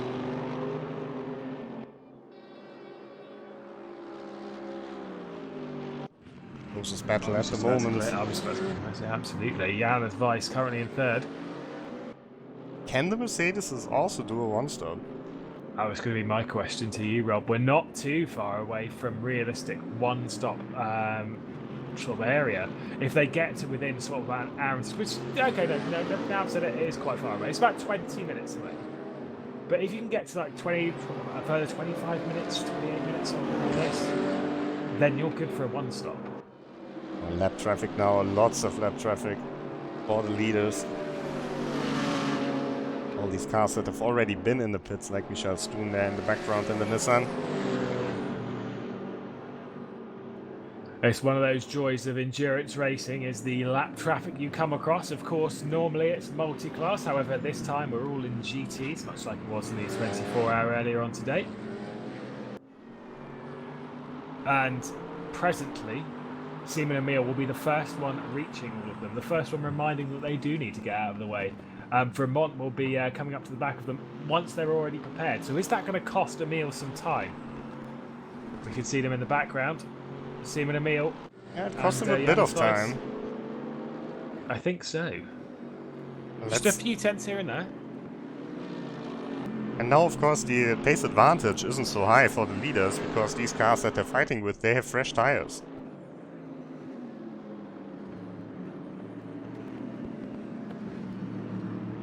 Yeah, you can see, I think it's Nogera. He's going faster through the corners than Emil is at the moment. Yeah, this could cause yet more problems as these drivers will all, and to be fair, rightfully so, will want to get by. Because the blue flag applies as long as you know, if you can get by and then pull away, you're good, you're solid. However, that does mean that you have to then get by, which then means that you're going to have to cost them some time. Which, if I was Seaman Emil, I'd be thinking, no, I don't want to be cost any time. I don't want to be cost 2 or 3 tenths here and another couple there.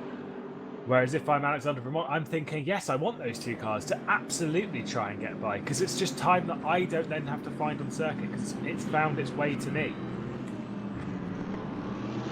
And they're still staying out. Maybe they want to try the one-stop strategy, but according to what I heard before the race, it should only be possible if they actually save fuel. And how could you have been saving fuel setting the times that these guys have been? Currently, the lead driver who has been into the pit lane is Jaroslav Honzik, which, bearing in mind he's been on fresh rubber, I would say clear over. He's been overtaking people left, right, and centre. And speaking of which, maybe he's gained some time here as he moves up into 10th position. That was a good move. Out of Stavilo into Curve Pool Frere and gets past Mosca there and then. Obviously, a bit fresher rubber on his part. But on that fresher rubber, is he able to sort of do faster times and potentially somehow get himself back into a fight for the podium? Who knows? Certainly his pit stop took a little bit longer than if he's just refueling and changing tires. Absolutely. It's unlikely, but it's, it's a nice thought, isn't it? 1 minute and 8 seconds, so I think because he has to pit again, I think it's unlikely. But we will see. We will keep a close eye on Jaroslav Honzik on his progress. Everyone else has to stop at least once as well. Oh, that's the leader, Emil. Oh, he's having to fight to come through some of this traffic. Yes, as we see, sorry, that's Nogera trying to get back past, apologies. And he has done so, and I hope for Emil's sake, but now Nogera clears off into the distance. But that has cost Seaman Emil 1 entire second. And now with another car directly behind as well, you would suspect he's about to lose yet more time. It's Richard directly behind, as we see Johannes Weiss. And I think you can see, even without the, thinking about an extra pit stop or not, just on worn tires, BMW is quicker than the Mercedes. Yeah, absolutely. If I was Johannes, I'd be sitting there thinking, no, you can approach them first. I'm actually going to sit here. I'm fine, thanks. Because the moment that Johannes gets by, he's then going to have to defend and try and get through the traffic all at the same time, whilst trying to close up to the back of Seaman Emil, which they are both doing anyway. You're better off just thinking, no, you can get to the traffic first and we'll sort this out either whilst going through it if an opportunity arises or after it. You don't want to be trying to make that overtake whilst also having to defend. It is not a fun position at the moment. Johannes Weiss's only position is to attack. Oh, absolute commitment there as we look further into the Ardennes. Seaman Emil. At least it was a pretty clean pass from Nogera there around the outside. That could have been much worse. We will see. Let's actually go on board with Seaman Emil to see the understeer. Just removing the tower of the standings for a little moment here. We can see his steering wheel. Yeah, Nogera is clearing off there. Yeah, absolutely. You can see how much Wiesenmüller is absolutely fighting this car as much as he can. You can see that front end not really wanting to bite the rears as well. Not having a fun time of it exactly as we head to the corner with no name, trying to use as much curve, trying to get the front end as poked in as possible and trying to straighten the corner as much as possible. We head to pit on. Oh, the front end just wants to wash out. Thankfully, the Jera has cleared off enough that he shouldn't be costing Wiesenmüller any time here at the moment. Next car directly behind there will be trying to get by as well. I think that's Jack Richard. Richard, yeah. Yeah, absolutely. Trying to find his way by Wiesenmüller. He can see in his mirrors those two not too far behind. They're 2.3 seconds now for Vermont and Weiss, not that much further behind. You kind of get the feeling if Weiss gets past Vermont now, as you said, the BMW being slightly less harsh in its tyres, may he be able to clear off now from the Frenchman? Well, the problem is he needs to pass him at the beginning of the infield section, because otherwise Vermont is going to repass him on the straight. Oh, is Weiss is looking there? Oh, sorry. It was not a move. He didn't make a move in the end. We can stay on Honzik. Yes, we're looking at Honzik trying to make his recovery drive, currently in that 9th position after that mistake. We're still not quite sure what happened for the Czech driver, but really trying to make his recovery drive stick. Oh, down the inside. Oh, that surely was not going to work through pit path. Oh. Trying to scare Barriere a little bit there. But under 2 seconds at the front. Whoa! Again. Goodness me. For one of the happiest people you'll ever meet, it's crazy to see how aggressive he is. He drives like a seriously angry man, even though he's just not. And I think Barriere is doing the right thing. He's not really going on the defensive line. He's just taking the corners, and Honzik knows he has to back out. This could be a move here. Could be indeed. We know how good Jaroslav Honzik is in the brakes, and here he is committed down the inside. Barriere thinks, okay, you've got me. I'm coming into the pit lane then. I'm going to get myself some fresh tyres. You're good to go, good sir.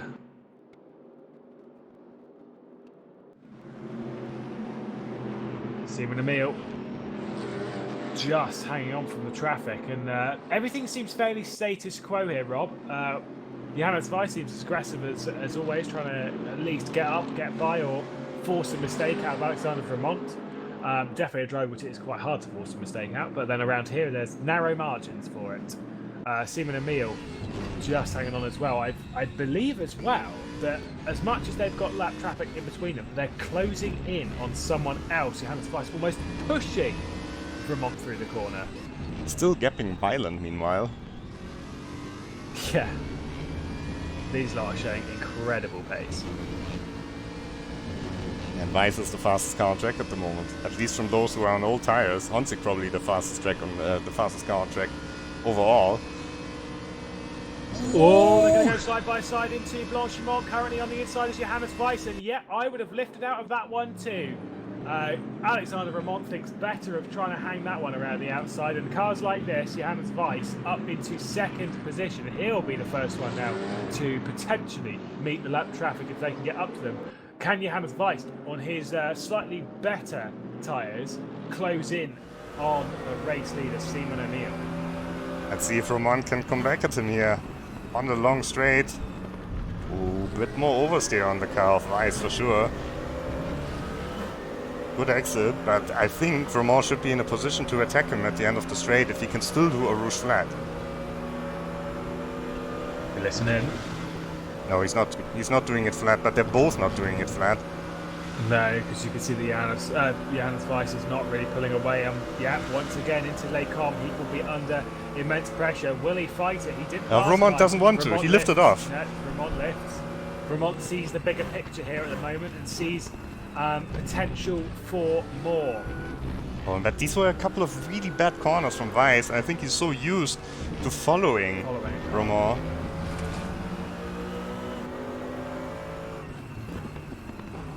If you like what you're seeing here, if you want to see more races, make sure to subscribe to our YouTube channel or Twitch channel, wherever you are watching, and maybe leave a like as well. Lots of streams coming up in the future here, GT Masters, WTCR. And Johannes Weiss, now he's checking out on the infield section. Yeah, absolutely. There's always more to come from RaceRoom. It's definitely one to subscribe to if you're a big fan of sim racing, and if you want to get involved yourself, just download it.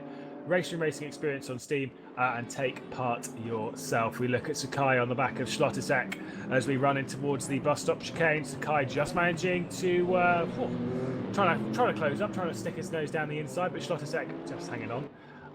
But of course, yeah, this racing staying ever so close from top to bottom in the order. There are certain drivers that are in a little world of their own, but Balint Benedek is not one of them. Currently, Kolvenbach closing up to the back of him and putting him under pressure.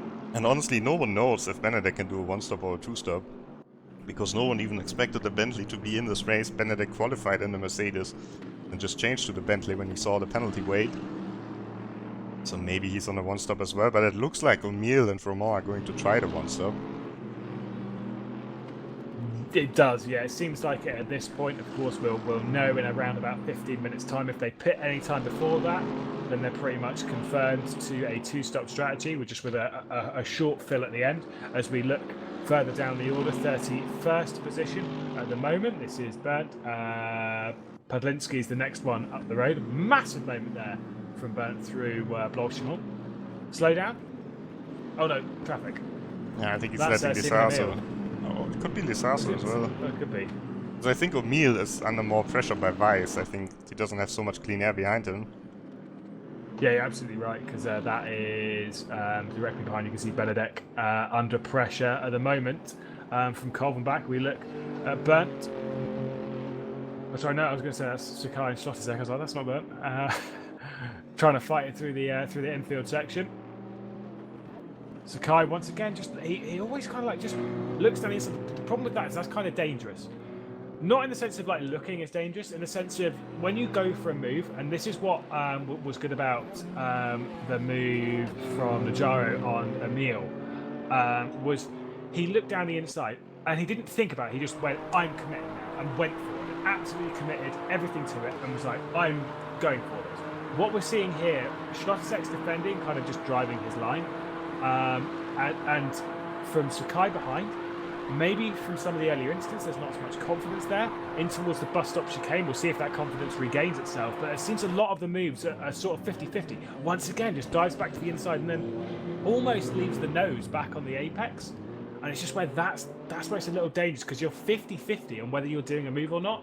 And that's where it's just a little bit like, ooh, you sure about that? I think he can carry a little bit more speed into the corner than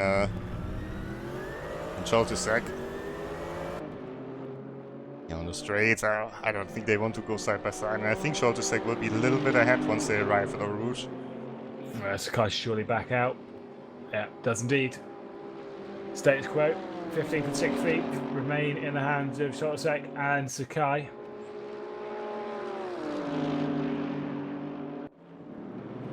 We look at Jan Courtois, 24th position. Again, definitely not where we would have expected Jan Courtois. Barriere directly ahead, flashing his lights as much as he can to try and throw everything he can that way. They're getting caught by Nogera as well, who's gapping Simon O'Meal at the moment. Yeah, showing the potent power of fresh tyres.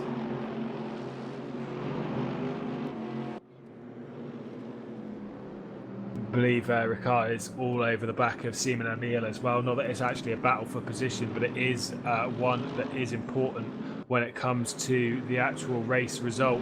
I believe that he didn't get by and has cost Simon O'Meal a little bit of time, just not too much. It remains 2.1 seconds as we look back towards Sakai and Schlottersack.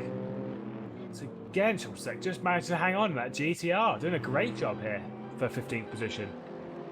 And once again, Sakai is looking on the inside in every corner, and oh, there! I think that's what you meant. He's not 100% committed. Just runs slightly into the back of Schlottersack and spins himself there. This is just not a corner where you can really make a pass on the inside. No, there's... You can see it. When you see an experienced driver throwing the car down the... or looking down the inside constantly, There's a different way that they hold themselves when they're doing it, and you can see that all they're trying to do is they're trying to put that driver under as much pressure as possible, and almost in a way get them to ignore the mirror, in a sense, and that is when you will commit yourself to a move, because you know that they think you're just going to sit there, whereas that's all you've been doing. You've been playing this card, and then boom, on a time of your choosing, you go for it. And unfortunately with this, he's kind of like leaving his nose down the apex of every single corner, and it's just not going to work. And unfortunately didn't. Vega. Now. Who's this is battling with? It's Balashin, isn't it? Yeah. Up to 19th. Is he going to drop down back to 20th? I don't think so, but potentially into Lake Com he will. And what is quite interesting, what I just want to point out, is that Thomas Dempurski has been in the pits already, and he has jumped Mihai Neg. So he has. The fresh tyres obviously worked for him. Neg, recent joiner into the pit lane, and a confirmer realistically for a two-stop strategy, is it's just not quite going to work for Neg from this point. We're not halfway yet. We are approaching it quite quickly though, only about 10 minutes out.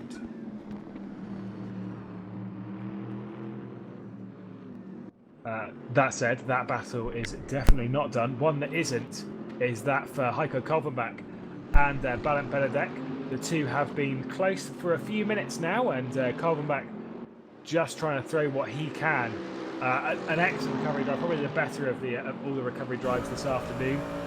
Presently in 7th position, potentially on a one-stop strategy as we head into the last one. Oh, that's a big moment. That's going to slow down, surely. He already slowed down there when he went off, so I'm not sure if he picked up an additional slowdown, but that could have been race over. Very lucky to get away with it.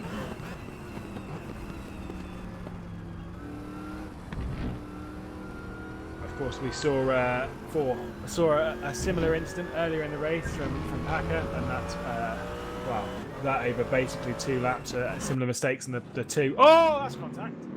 That's an egg. And I believe just trying to get past Dempurski, but making contact from the apex of the source is not how that one's done. But yeah, Packer as well made 2 mistakes at Radion earlier on in the race, and that put an end to his hopes for victory this afternoon.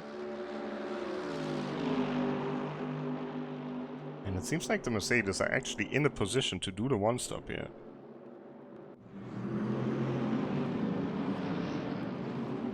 Very much closing in. We look at Simon Emil with traffic all around him, and you can see 2 cars behind, 1.5 seconds behind, is Johannes Weiss doing a fantastic job.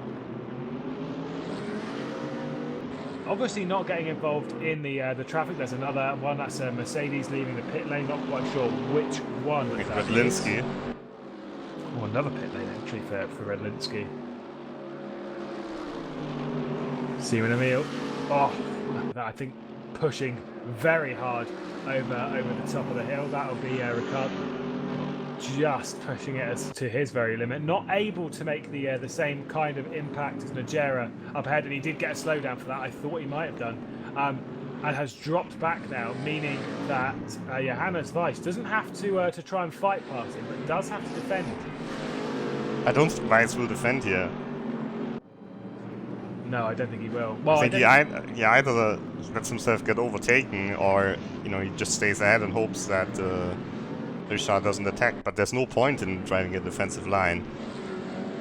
But that could potentially cost him the win here. I think Vermont might. Oh, Vermont's actually. Well, sorry, I thought Vermont was the next car behind this lot. He's not. He's the one behind that. Yellow cars are very confusing. We look further up the road. Dempurski just being attacked by Neg. Neg going very wide at bus stop. That's going to cost him an awful lot of time. Patience not quite working in the hands of Neg. We look back. This is Schlosserek now. No, it's Balashin. No, Balashin. Soren Jaeger trying to get by. Obviously one who's already pitted and up into 19th position as well. One of the red Mercedes as well. That's Martin trying to get by, trying to get himself up and towards the top 20.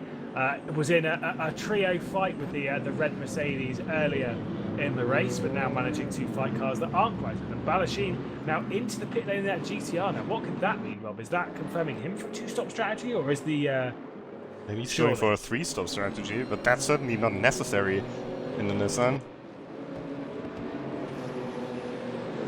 Surely not. Balashin though, pit lane. We'll come back out a lot further down the order as we look. Johannes Weiss is still under pressure a little bit, but when you consider that he was looking at the back of Simon Emil under pressure from Charles, never made a move, did he? Oh, that's a moment. Whoa! You could see that rear end stepping out from an absolute mile away, and that's allowed. Who's that?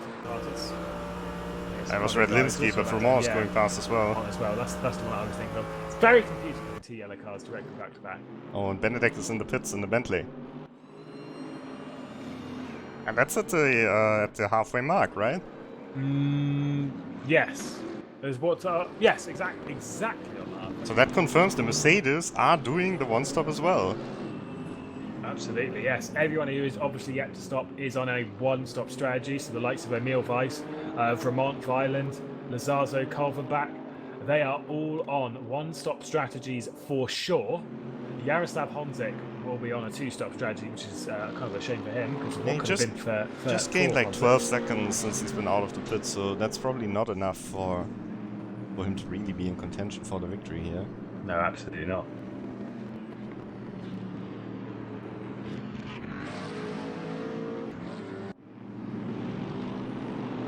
We watch Emil balancing his car as who was that? He just dropped out. I might just been balanced from pit lane. Gail Gordon now up into the top 10. That is post pit stop as well, maybe. Because he's in the pits as well.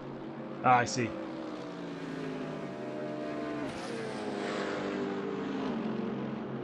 Johannes Weiss now in a little world of his own, where he can really get to grips with this BMW and has really gapped his close friend in the race, shall we say. That was up Vermont, and potentially that shows how much time Vermont was actually costing him, because he's gapped him by nearly 4 seconds, Rob. Emil is in, Weiss is in as well. So is Weiss. Will Vermont? Yes. They've just passed the halfway point, so everyone's going to be jumping into the pit lane now, and we should have a more stable order past this point. But who is going to be at the head of it? Vermont stops nicely in his box. We look at Weiland, who's miles back. Absolutely miles back. He will probably be coming into the pit lane as well this lap, let's be honest. Heads it through the chicane. How long is a pit stop in these cars, Rob? Yeah, it's hard to say. It's definitely a long one. I would say like at least 35 seconds standing still. Yeah. Probably a bit more. It's a lot of fuel they've got to put in these cars, especially to go a further hour and 10 minutes around the Spa-Francorchamps circuit, get some fresh rubber on the car. Lazarzo is now going to take the lead. Yeah, refueling is done. Yet to stop. Lazarzo's in the pits as well. It's the second blue car. Kolvenbach is in. Basically everyone's in except Honzik. Honzik's taking the lead. That's curious. That shows how much time he's gained. Let's see who gets going first. Emil is definitely changing all 4 tires. Weiss, you can see the lights in the background on again. Weiss is going again. Oh, he's gonna jump, Emil, isn't he? Oh, yes, yes he is. Wow, that was so close. That is huge for the race. Johannes Weiss, realistically, if you take Honzik out, he definitely has to stop again. Johannes Weiss, the German, has now potentially taken the lead here at the Spa 2.4. 1 hour 10 minutes to go. The exact halfway point just passing minutes ago. And Johannes Weiss currently in second position, but realistically has taken over the race leader, Simon O'Meal, who was almost unchallenged earlier. Both of them fighting so hard. Look at this from O'Meal, though.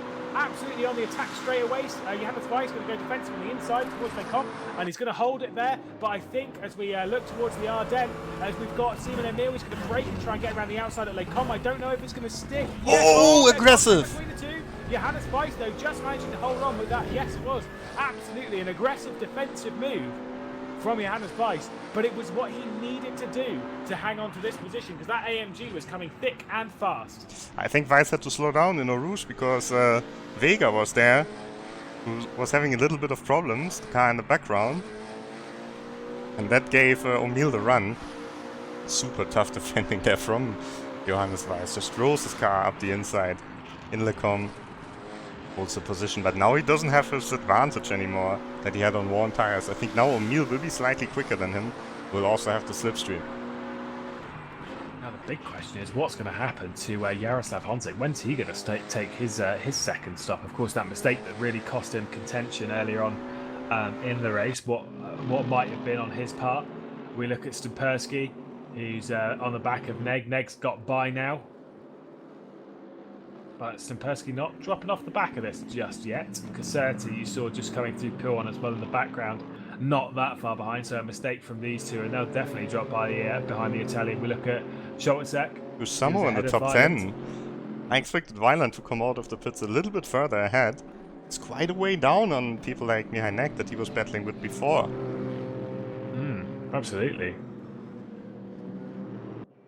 Curious things at play through the pit stop sequence here at Spa. That battle for Stephen Emile. That lead battle, the car in the background is Vega, ignore him. The next car for position is that one that's just come through the chicane now, the yellow AMG of Alexander Fremont. Stephen Emile is all over the back of that BMW as we head through La Source, and surely he will be trying a move into Les Cons. They're both going to be completely flat. Let's listen to it, Rob.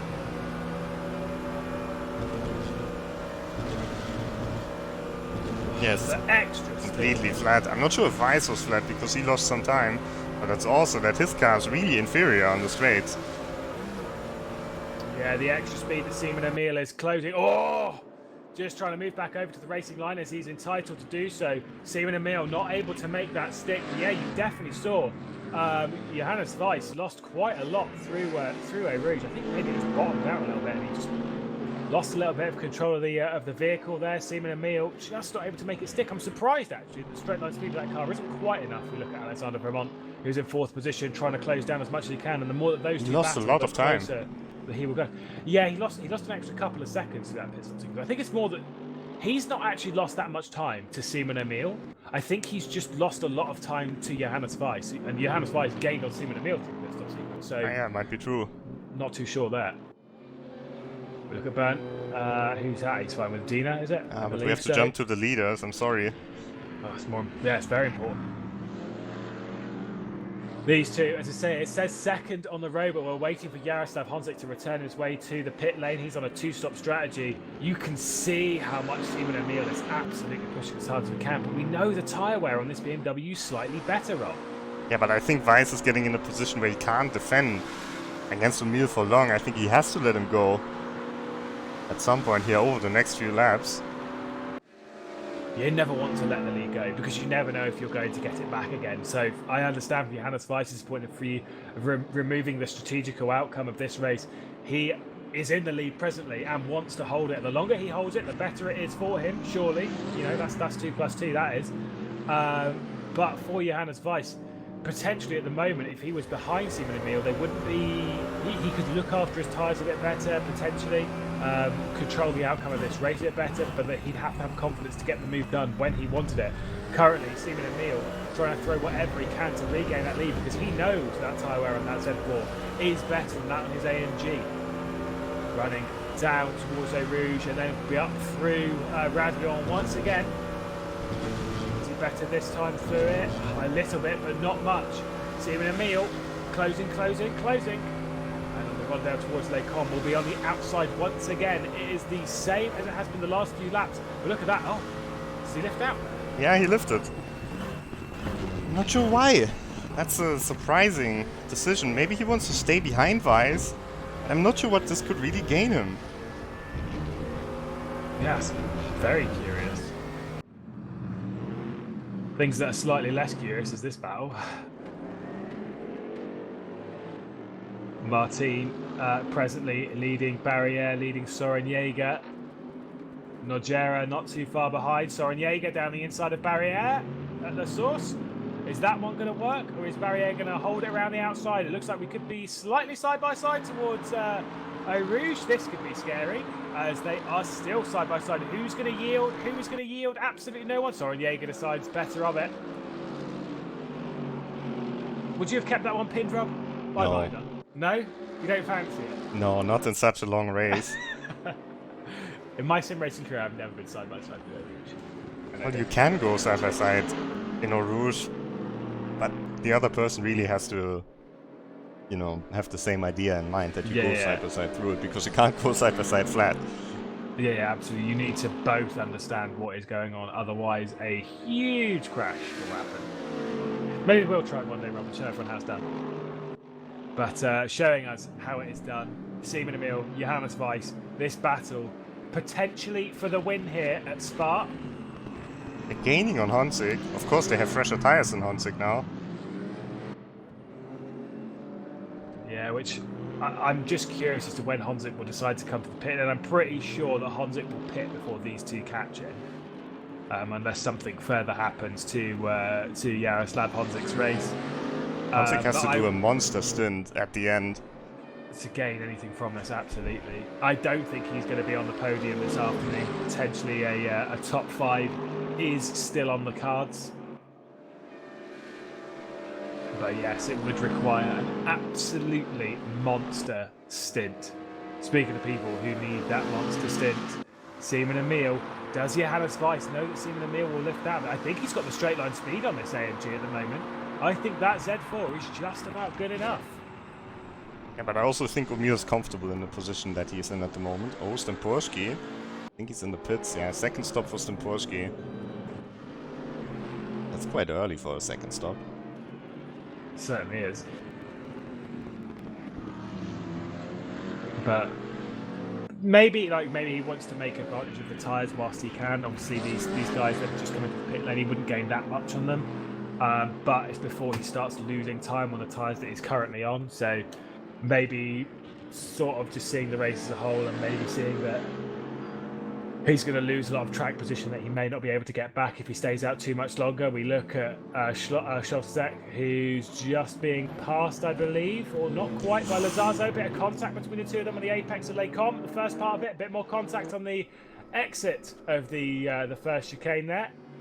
And Schlotzek just managed to hang on to 8th position. Lazazo being very aggressive on the rear end and sending some Morse code signals, diving down the inside of Bruxelles as well. And I think this might be it, although he's got to hang it around the outside of the corner with no note. It's already done before they get there. And Schlotzek down to the 9th position. Nice move from Lizaso. So the same strategy as his teammate Simon Emil. Ooh, and Weiss pretty wide here.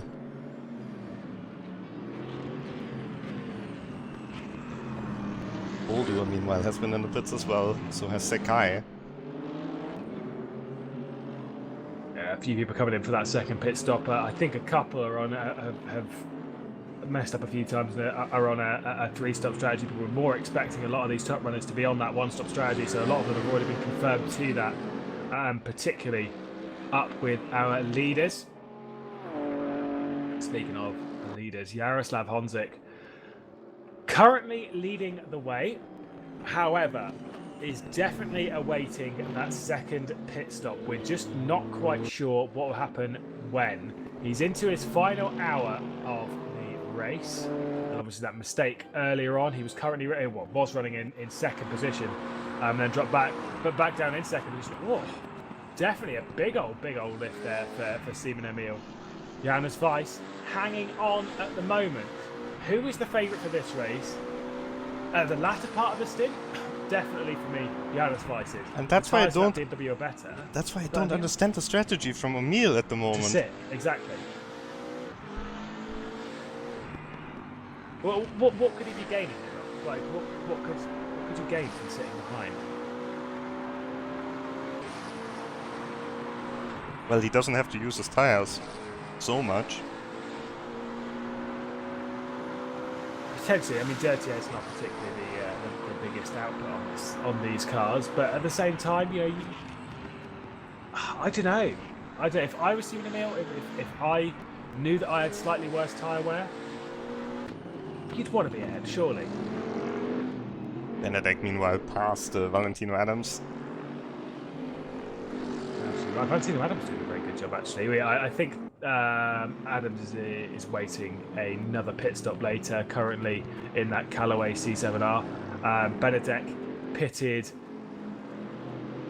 within one stop distance. I think he pitted with about an hour and 16. Yeah. Which is just I think a little bit. No, I think he pitted exactly at the halfway mark. Oh, was it? So it just depends on if the leader starts another lap or not in the end.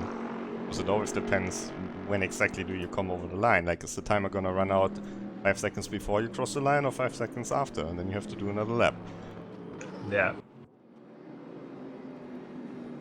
Nogera, they're all over the back of Martin.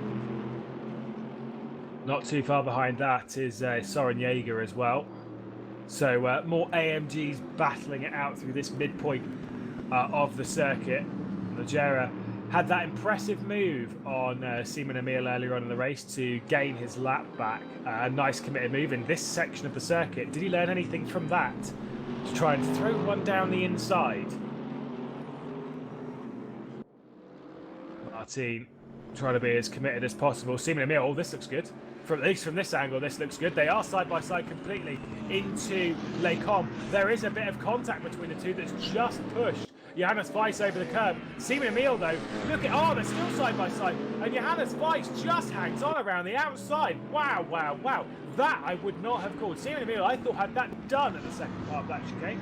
However, through Les Combes, Johannes Weiss maybe got a little bit bumped over the inside curb there, but just managed to hang on and still hangs on to what will become the lead of this race. And that was smart driving from Emil. He didn't want to cause a collision there at all costs. So he kind of backed out of it there. Could have worked, this move. He didn't feel like he has to force it right now. Still plenty of time, and I think at the moment, he's in a better car than Weiss is. Romain is also catching both of them. Just very, very slowly. I mean, to be fair with Emil, what he's doing now is he's strategically pushing Weiss off the racing line at all points, causing him to have higher tyre wear. Meanwhile, whilst that's happening, he's just returning to the racing line, just calmly taking it at the speed that he wants to do. And then what that is doing is allowing him to just look after his tyres, just take that smarter, that calmer, that nicer racing angle, as we got a big old look at the Mercedes logo there from the rear end of Johannes Weiss's car, the onboard from the back end of that BMW Z4, looking at the front end of that AMG.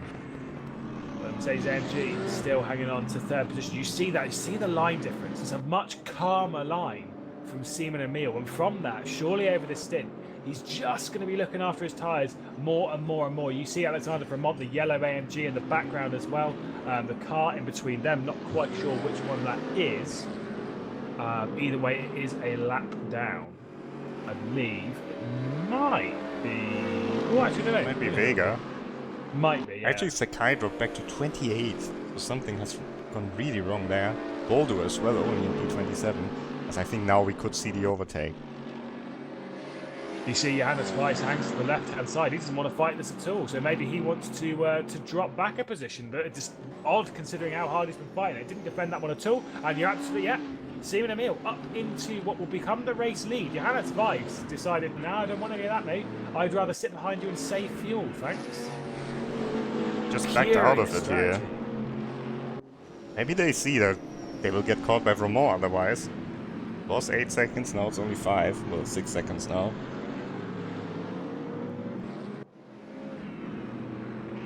Good position now for Simon Emil to take a second RaceRoom win. Yeah, curious strategy at play. Not quite sure what's going on.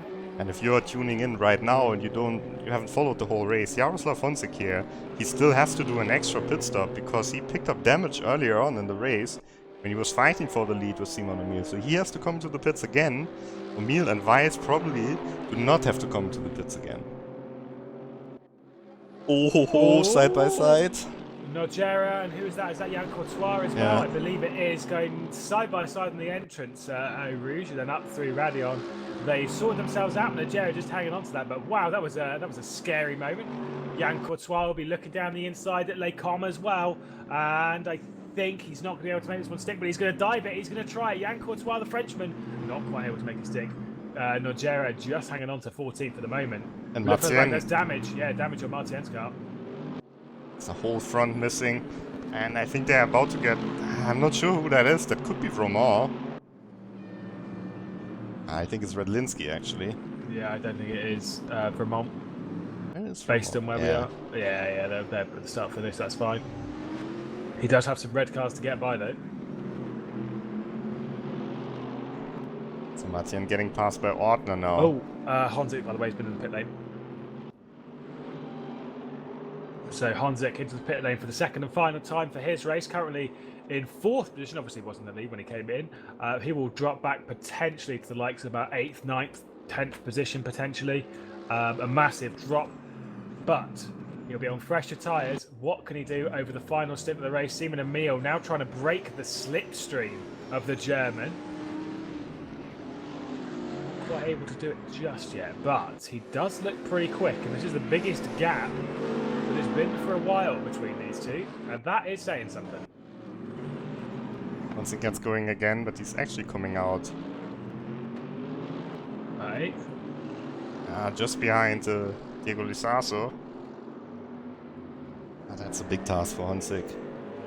54 seconds. I think it could be... Oh, yes, we have the Forest there, of course, going up very soon. Yeah, Honzik, I mean, to be fair at the moment, this is not the car he's trying to overtake. I think. No, it's not. It's just a lapped car that he'll hopefully be able to get by coming into Le Coq, which he is indeed. Of course, that earlier contact with the barrier, losing his front end, causing him to go onto a two-stop strategy, really pushing him out of contention for the race victory. However, I think a top 5 would definitely be consolidation. I mean, to be fair, 8th is a good recovery drive. For the top 5, that would be a hero drive from Jaroslav Honzik. I think Neck and Caserta both have to come into the pits as well. So he only really has to get Lizaso and Weiland. Who aren't that far down the road either. Yeah. The thing is, I think past P4, there is, he can't get one of those positions. By the way, oh no, they're not closing up. It's a 7, not a 3. Apologies. I thought it was 3 seconds between Weiss and Vermont as Lizaso jumps up the order and jumps back down. I think that's a disconnect for Lizaso. Oh, that is a terrible shame. An hour and a half into the race, and unfortunately, I believe that is Lizaso out of the race for this one. That'll be an easy overtake for Honzik. Nope, still going, still going. We've seen people come back from this, but Oh yeah. not this time, unfortunately. Lizaso out of the race.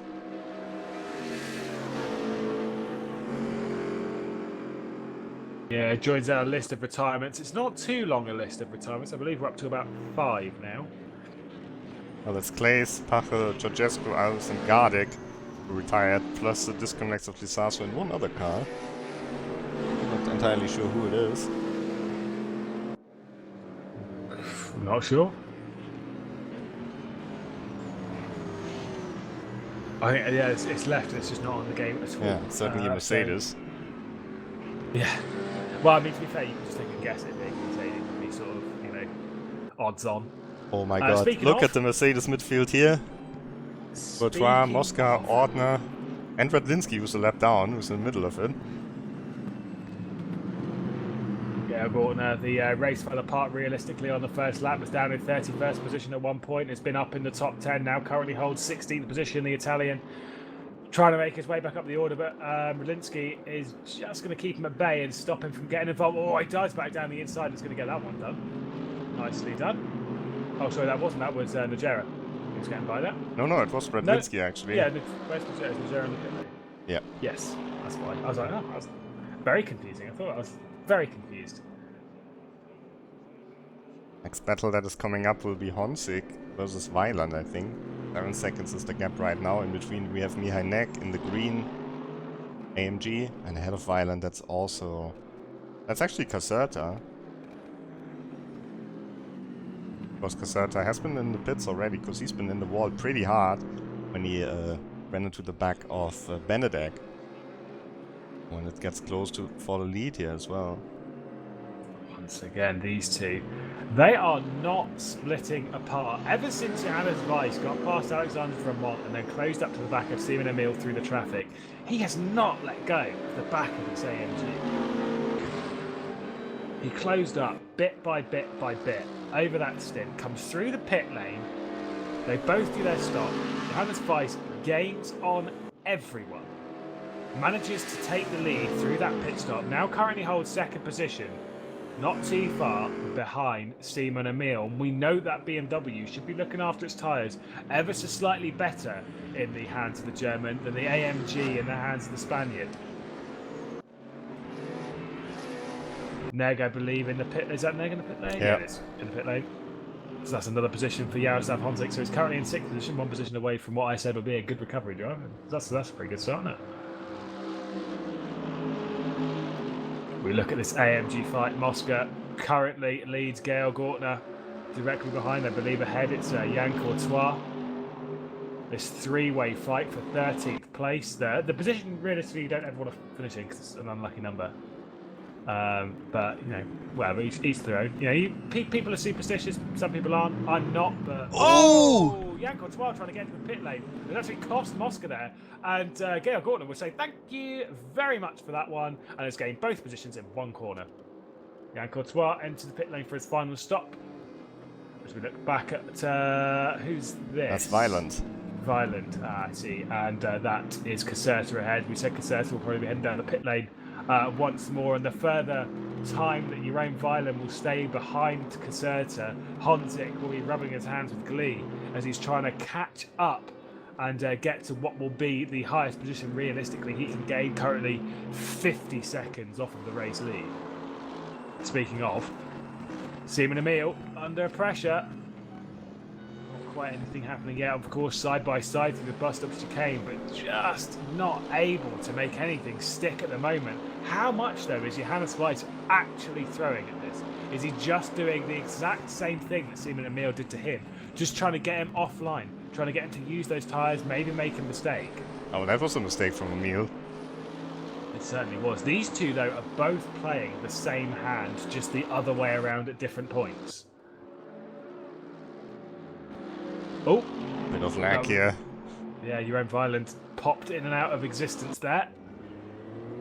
Whilst trying to force Caserta into a mistake. That's certainly an interesting way of doing it. The thing is, Violent is on his way for a top 5 finish, even if Honzik's gonna catch him in the end. But he doesn't have to pit again. He's in a good position. He's about 10 seconds ahead of Benedek. That could work for a top 5 finish for the German. Certainly his best result. He was leading at the special event at the Nordschleife for a bit, but then he crashed. It was the front end of his Mercedes.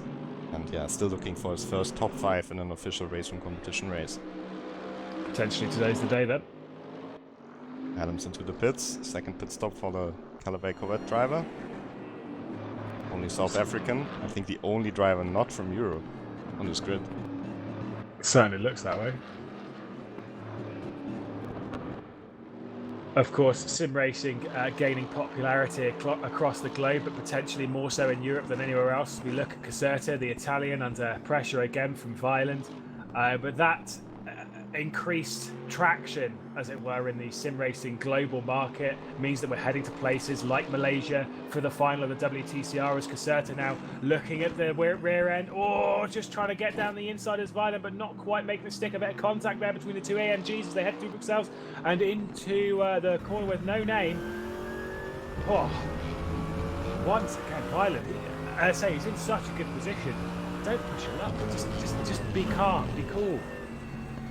Jaroslav Honzik's loving this though. He's catching only 3 seconds between him and these two up ahead. He can see them, and as we all know from experience, when you can see two people fighting ahead and you're on your own, you end up pushing harder and harder and harder. The times get quicker and quicker and quicker, and it is so much fun when you know that you're much quicker than these two ahead. And Caserta is really costing Violent a lot of time here. I don't think Violent is that much slower than Honzik at the moment. Caserta certainly is, because he's on a lot older tires.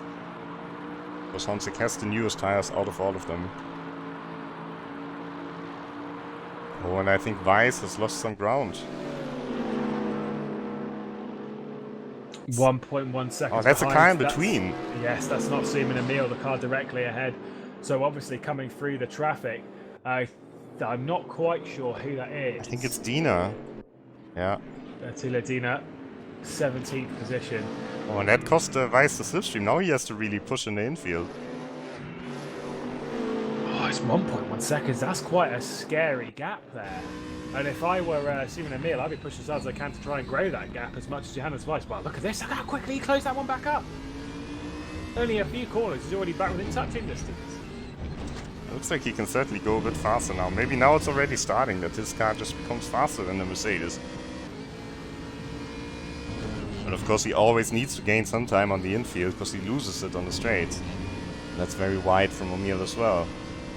Potentially as well, Emil's looking after his tyres so we can get to the end with a decent amount of grip, and Johannes Weiss is just using up some of his now to close up to the back of him, and Seaman Emil is just not responding to that as he knows that BMW is going to catch up anyway, so why waste the grip that you're going to use later? Caserta continues to be under pressure from your own Violend as Honzik is now right there.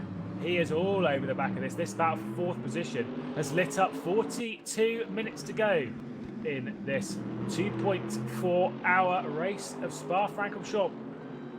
This battle for 4th is absolutely alight as you head down towards Pouhon.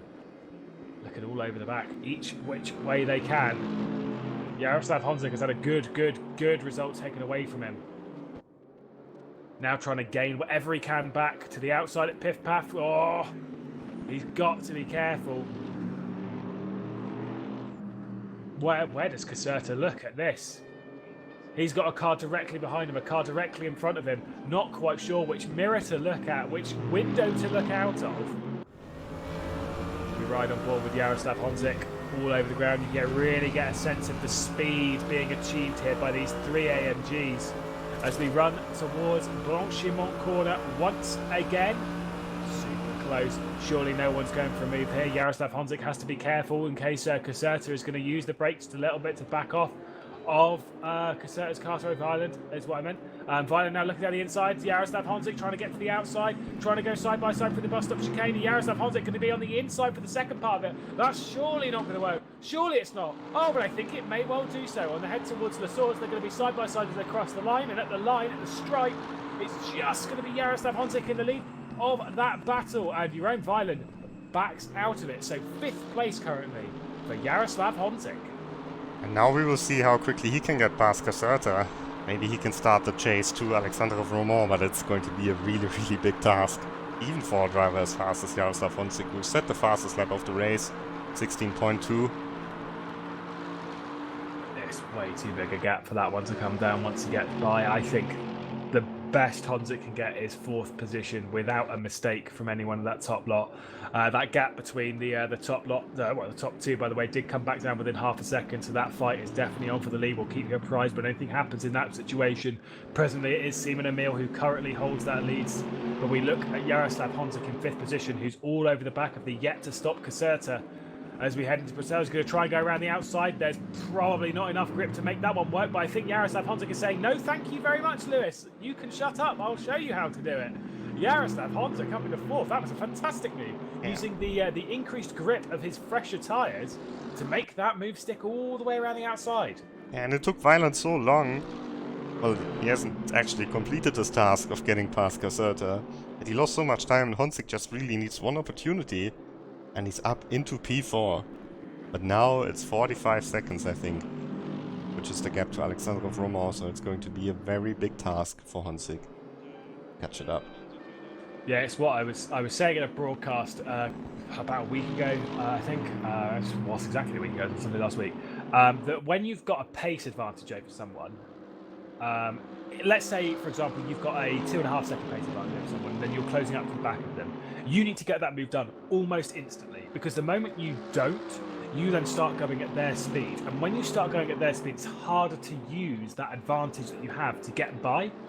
As we look at Seaman Emil, under attack once again from Johannes Weiss. This is something that we've seen quite a lot throughout this afternoon's action. And Johannes Weiss stays in second. But yeah, you've got to use that advantage straight away, because otherwise you get stuck behind, like we're seeing from your own Violent. And he just can't get past Caserta. He can't use that grip to get by. Kosovac, 19th position, all over the back of Vega, trying to get by. Not quite making anything stick there, the old Corvette.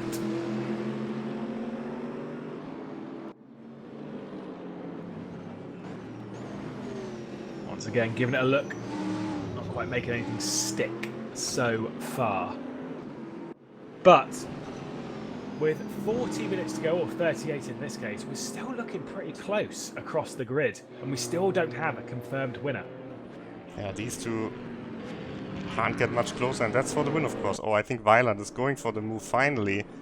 Not the outside against Caserta. Late on the brakes, he's not gonna make it stop. Too wide, way too wide. Oh, and that means that Benedek is catching further and further. Also a bit wide.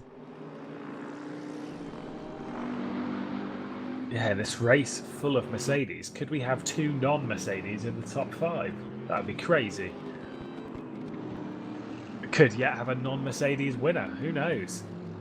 Would have been Patrick Pacho, of course, as well in his P45 Competizione. His race went down pretty soon. Oh, there's the move! Oh! Johannes Weiss on the inside, a bit of contact on the apex there as Simon and Emil trying to defend as aggressively as possible. That's going to give Johannes Weiss the exit, the run out of it, but not quite. That was as good as it has been so far in an attempt for the move for Johannes Weiss. Now, I don't think he wants to sit behind anymore as he's diving down the inside of La Source. He's picking now as his opportunity, 37 minutes away from the checkered flag. Johannes Weiss now really, really on the attack, but now the element of surprise is gone. Simon Emil knows he's going for it. Yeah, and I think it's also not the best place to pass him. He should be able to make a move here at the end of this straight. This is when he can pull a gap on the infield section so that he can actually keep the lead of the race. Doesn't look like he's quite close enough to do it here. No, that's a super late dive. I don't think it will be. It's more of a look than a dive. Showing a nose, showing what could be. Not anything happening so far. Simon Emil hangs on to the lead. He looked so comfortable early. He had over 5 seconds of a lead earlier in this race. Not really through mistakes or anything like that. It was more through strategic, through clever, through smart driving on the part of Johannes Weiss. Maybe a bit of luck in the traffic. He's closed this one back, and now we have 2 tenths continuing to separate these top 2. What a battle. And as we keep saying, if you want to get involved in racing like this, head on over to RaceRoom Racing Experience on Steam as we see your own Violent. Once again, trying to make something stick. He's going to try and hang around the outside. It's just not going to work. Oh, he's got a little bit understeery there as well. The front end just not picking up enough. And also, again, with the racing, just subscribe to RaceRoom's YouTube channel, the one that you're potentially watching it on now, or the Twitch channel, as all of the racing content heads there. And there is some fantastic racing to come. Your own Violent trying to get into the top 5, trying to break his way past Caserta as Benedek will be closing as well. As we see this battle for the lead, Johannes Weiss tries the other side this time. Oh, Emil is wide. Emil is very wide, but Johannes Weiss just not on the right line to take advantage of such a mistake. These two are pushing each other to the very limit. Such a clean race from both of them so far. Oh, look at that for a cutback though from Johannes Weiss. They're going to be side by side towards Eau Rouge. Surely Johannes is going to lift out this way. He's still going to run. But a good, excellently timed cutback. Just not quite enough grip to make that one stick. Oh, he didn't lift off a lot. Oh. I think he might have picked up a slowdown on the inside. Maybe he just got away with it there. But now he's in a position where he can attack, even if he's on the outside. Yeah, he may have just got away with it, but I think he's just lifted slightly to back out from making a move there and just hanging on to the lead. Oh, here we go, your own Violent. Now he's going to go around the outside, and he has got that move done on Caserta. Finally, after so long staring at the back of that AMG, he finally gets by. And your own Violent now up into the top 5. And he needed to make this move because look how close Benedek already is in his Bentley. Yeah, the Hungarian closing as quick as he can. Even then, will it take Violin a little while to get back up to speed, which Benedek could use to his advantage? We look further down the order. We see Gail Gortner in the yellow AMG just ahead of Mosca, behind the two Italians going at it for the final spot inside that top 10, although we do think there'll be another one once potentially Caserta comes into the pit lane. We'll wait and see what happens. I think Barriere might actually have to pit as well. Not quite sure on him. Who definitely doesn't have to pit again is Mihai Neg, who's behind him in 12th, and he has fresher tires. Yeah, and we're closing at a rapid rate of knots as well. Certainly it has been, and setting some decent times. You can feel the tension on both sides. And not flat and Blanchimont anymore. He's just going for it. Oh, here we go. Dives down the inside. Johannes Weiss absolutely committed there. And gets someone stuck. There's contact between the two. And Johannes Weiss has been spun out. Oh, my goodness me. Oh, but O'Meal waited there. Yeah, absolutely. He waited Seemingly there. did the right thing. Oh, talk us through that one, Rob. What happened there? Oh, I think that was Weiss' position there. O'Meal was trying to hang on the inside. Just had a little bit of the nose in there. Of course, Weiss was not planning to give him a lot of room. He gets put into a half spin. Luckily, O'Meal didn't go on a throttle coming out of the corner. Weiss is now in the lead. Romont is back in contention for the race win now. Yeah, Simon O'Meal could definitely have spun him out a lot more than he did so, but I think the important thing is that it's actually a position swap here. Oh, and I think Weiss has picked up a slowdown. No, I think Weiss actually maybe thought it was... Oh! Wow, that was close. I was going to say, I think Weiss might have thought it was his mistake and thought, let's just return to where we were at, but... Blimey. They're all putting Romont in contention of a race win, and if you watched Romont maybe in the WTCR Championship or in GT Masters, he's the guy, if he sees an opportunity, he's gonna take it. Certainly pretty aggressive in the battles. So if I were Weiss or O'Meal, I would try to, get back into driving mode here and try to pull the gap again. Who was the driver who did that J-turn at Macau? It was him, yeah. Hey, I was going to say, I think that was did a J-turn in the middle of a race. I think for 4th position or something. Ugh. He got spun around in Macau yeah. in the yellow flag hairpin. And yeah, just put it in reverse and flick spin. Then finished in the top 5. Yeah, it was a very impressive bit of driving, not going to lie. But yeah, certainly one who showed maybe some aggressive colours over the previous couple of years of racing, but one who's shown a lot of potential, yet to take victory in official RaceRoom competition. But potentially through a mistake of Weiss and O'Meal, there could be that victory up for grabs today. That said, O'Meal now pulling away from the German. 1.5 seconds is the gap. Will he be able to close it back, potentially through traffic or just on his own accord?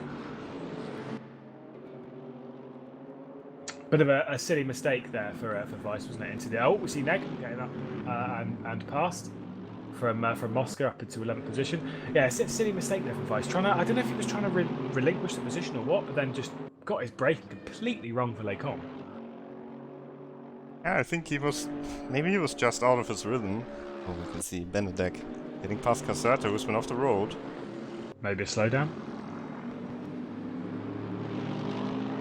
Down to Not P7, sure. That's still one pit stop to go for the Italian. Oh, I think that's a slowdown, yeah.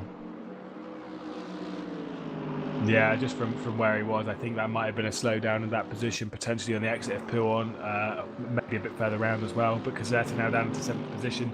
The car directly behind is not one for position, it's not one attacking him. Colvenbach, who will be the next car back, will be the one who's taking the position, so you don't realistically have to fight this one, although we still might do. Ooh, diving down the inside is Baldur.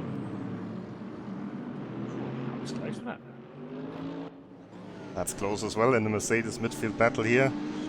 Sören Jäger getting passed by Nogera around the outside.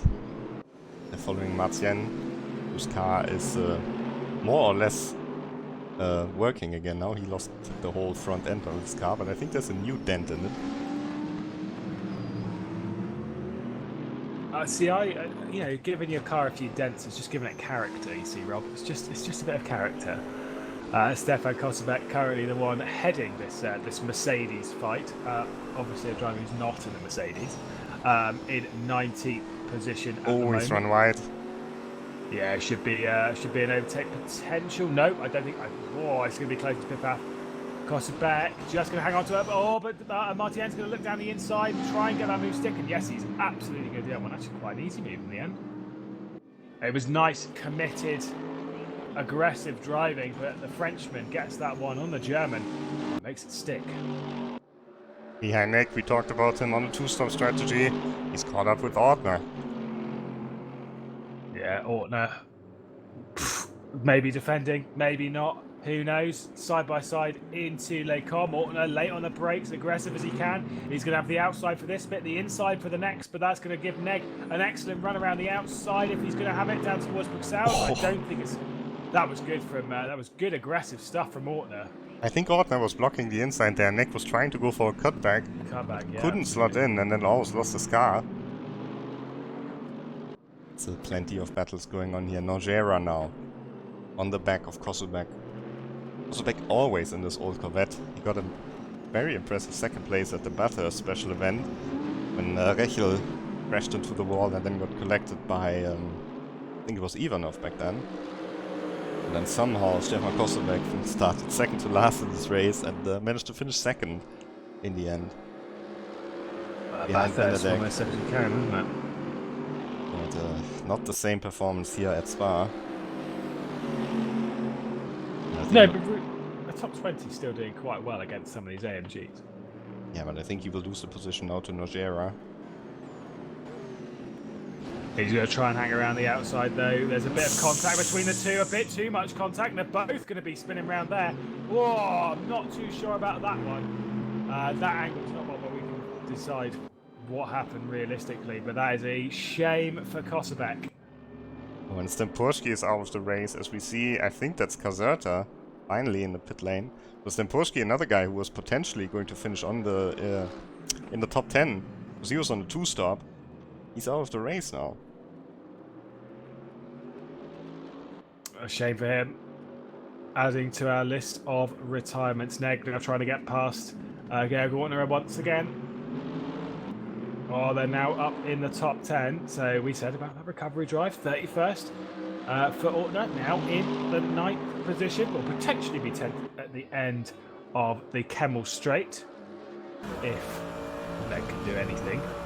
Neg's been running up sort of about 4th position earlier on in the race thanks to mistakes of others, the likes of Honzik. But now wobbling their way down the Kemmel Straight. He's going to pick the outside of Les Combes, trying to get back to the inside. Oh, that was well done. Oh, there's contact between the two. That wasn't so well done. Neg now trying to get up into 9th position. There's contact again on the apex. And they run through, and he's going to have the inside this time. And says, no, thank you very much, Georg Ortner. I will have 9th position. Ortner going to try and hang around the outside. No, he doesn't. And will consolidate his 10th position at the moment. Yeah, odd contact on the straight there. Not sure who that one. And one of them probably moved. Couldn't see who it was. Either way, Neg into 9th position. I don't think Ortner can really fight back with those older tires. I think it was Neg coming back across. We look at Nogera, who's just ahead of Soren Jaeger. These two continue their fight. Nogera, 19th position at the moment. He's just moved up past Soren Jaeger. Of course, after that contact with Stefan Kosovec, who's now down in only 21st, but he's just a long way further back. Oh, O'Meal is in lap traffic here.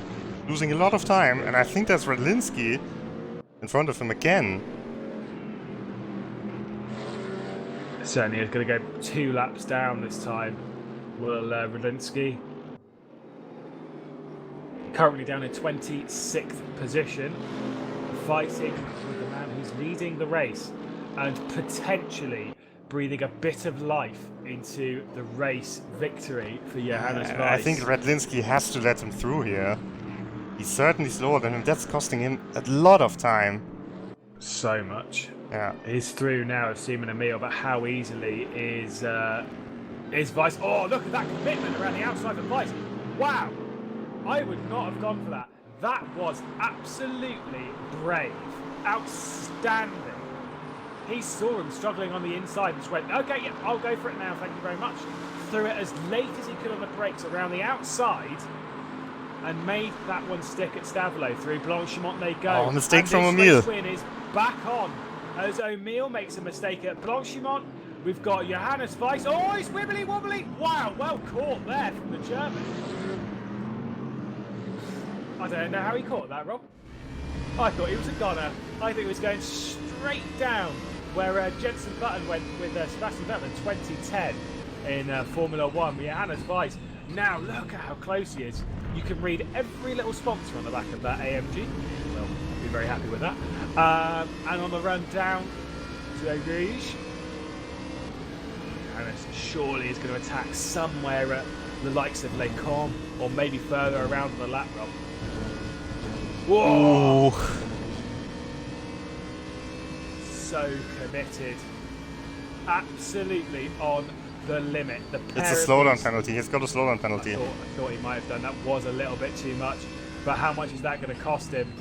22 minutes left this race. He's done so much work to close back up. And O'Meal is struggling now. And look at Romain. Hasn't been fighting with anyone. He's catching up to them.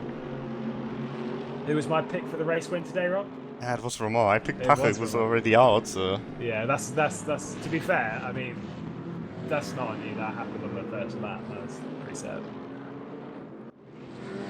Could Vermont be getting his first ever RaceRoom competition victory here today? Had shown so much pace over the last couple of years. I mean, in Weiss RaceRoom also results. doesn't have a RaceRoom competition victory. His best result is the 3rd place in the Avia competition, also at Spa, where he beat the likes of Jack Keighley and I think Julian Kunze as well. Yeah, that's not a bad run, is it? Yeah. Any day when you beat Jack Keighley, you pat yourself on the back and think, "Ooh, well done." Romain is past Redlinski now. He's right behind the leaders. When Barrier is in the pits, Yeah. that in the puts pits. Mosca into the top 10. Yeah, Gordon now in 9th position as well. Neg in 8th. Korbelbach in 7th. Benedek 6th. Violent 5th. Honzik 4th. Vermont not too far behind this battle for first. And Johannes Oh, Weiss on the Weiss! inside once again. That was half-heartedly committed on the inside of the corner from Johannes Weiss. And that one just wasn't going to stick on Simon Emil. You've got to be more committed than that. I Simon didn't Emil expect the hanging move, and on. I think O'Meal also didn't expect when he just turned into the corner normally. Because we have seen O'Meal giving Weiss the necessary room there if he knows that Weiss is coming, but that was a bit of a surprise for O'Meal as well. Yeah, it was kind of, I think it was more like just a half-hearted move from Johannes Weiss. Just did not make that one stick properly. Runs up the hill, throws it over the curb. Again, the commitment to another level here between these two. This race win, it may not be for a prize of any sort, but this does definitely mean something to these. They're having a lot of fun out there as well. And here we go, Johannes Weiss now down the inside of Les Combes. That one's not going to work. Oh, he just Smart by O'Meal though. So smart. didn't defend it. He knew the outside line there from his position was going to be the one that was going to get Once him. again! Oh, he's got the curb a bit too much though. He's just lost the rear end. They're still slightly side by side into the corner with no name. This is costing them so much time. And Alexander Vermont is looking at this and is catching up every little bit. And that was way too wide from Johannes Weiss. Again, he's so on the risk of getting more and more slowdowns, which would definitely cost him his chance at victory this afternoon. Oh my goodness me. This is absolute pressure at the top end of this field. So close and they're braking every time now. But within that final 20 minutes, 2 hours of racing have passed us. And you can see that this is closing up and it is going to be a tremendous final 20 minutes here at the 2.4 hours of Spa. We ride on board, Simon Emil, AMG, looks at the front end of that BMW getting closer as we head through Blanchimont. And is he going to try another late move at the bus stop? Inside, outside, not too sure. Johannes Weiss, he's not going to throw it up. No. Oh, Emil's Wait, wide! oh, mistake! A mistake from Simon O'Meal, and that's now going to give Johannes Weiss the lead, and Simon O'Meal now 1 second off the back of it. Oh no!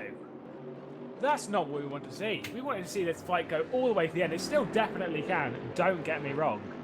But, oh, it's over 1 second. O'Meal needs a perfect hairpin here. Just to get into the slipstream here on this straight. If he gets into the slipstream here, then he has a chance. If there is a wrong time to make a mistake, it absolutely was then.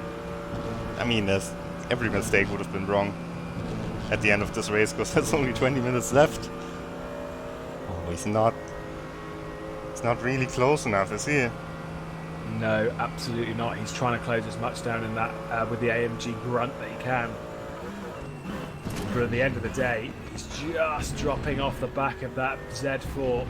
1.1 seconds as we head through Les Combes. We also see Vermont directly behind, who's currently 3 seconds off the lead, or averaging 2.5. Has he saved? Has he conserved his tyres enough?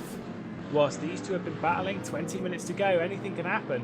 3 seconds separates our top three, Rob, and I don't know which one's going to be victorious. Yeah, let's talk about the Mercedes being OP. Certainly doesn't seem it at the moment, does it? Oh, Johannes Weiss proves that you don't have to go for the obvious choice in order to have a strong car for the race here. As he's leading the race, but it's going to be difficult for him. It's in the last 17 minutes. He can't afford to make a mistake.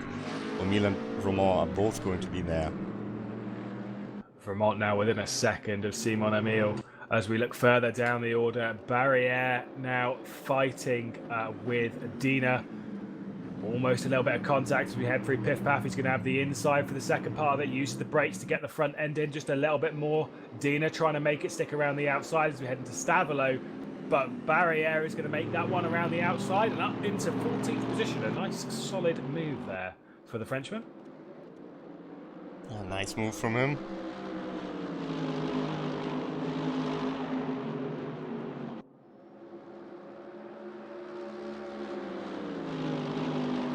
I think I know which driver's missing. There's a Frenchman missing.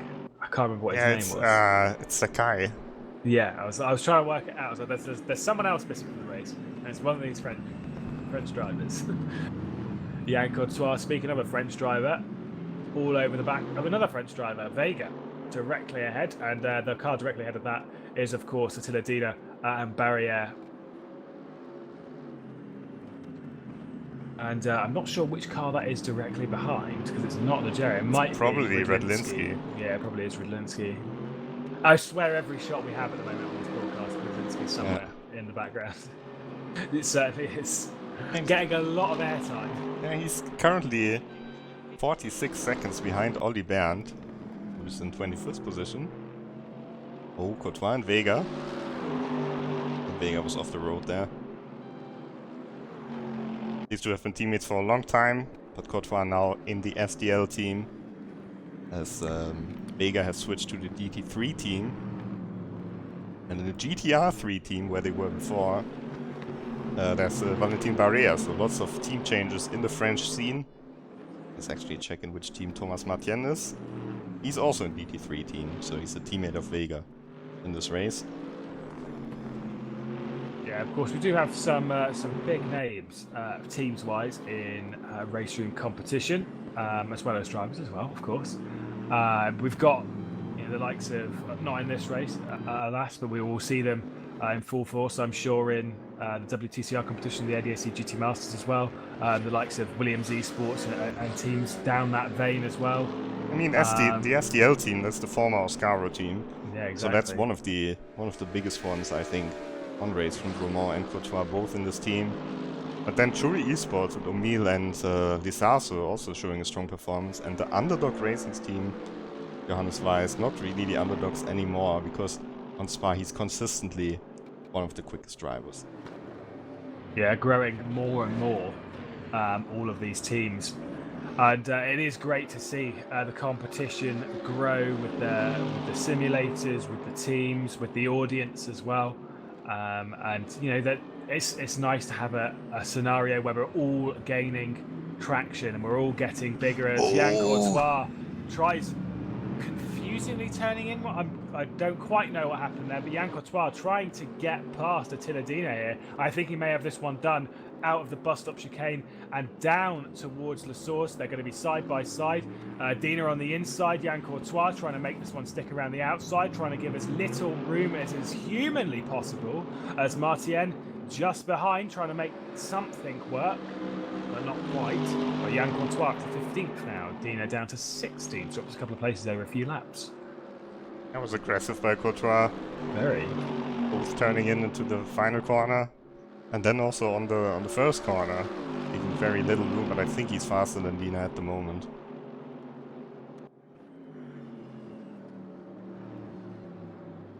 Yeah, certainly. So into Les Combes again. We're into the final quarter of an hour here. And it's just at this point on a hot Sunday afternoon that these drivers will definitely be getting a little bit sweaty, a little bit dehydrated potentially. Concentration going a little bit out the window. Thankfully, I've never had that where I've lost focus in such a dramatic way, apart from a few times.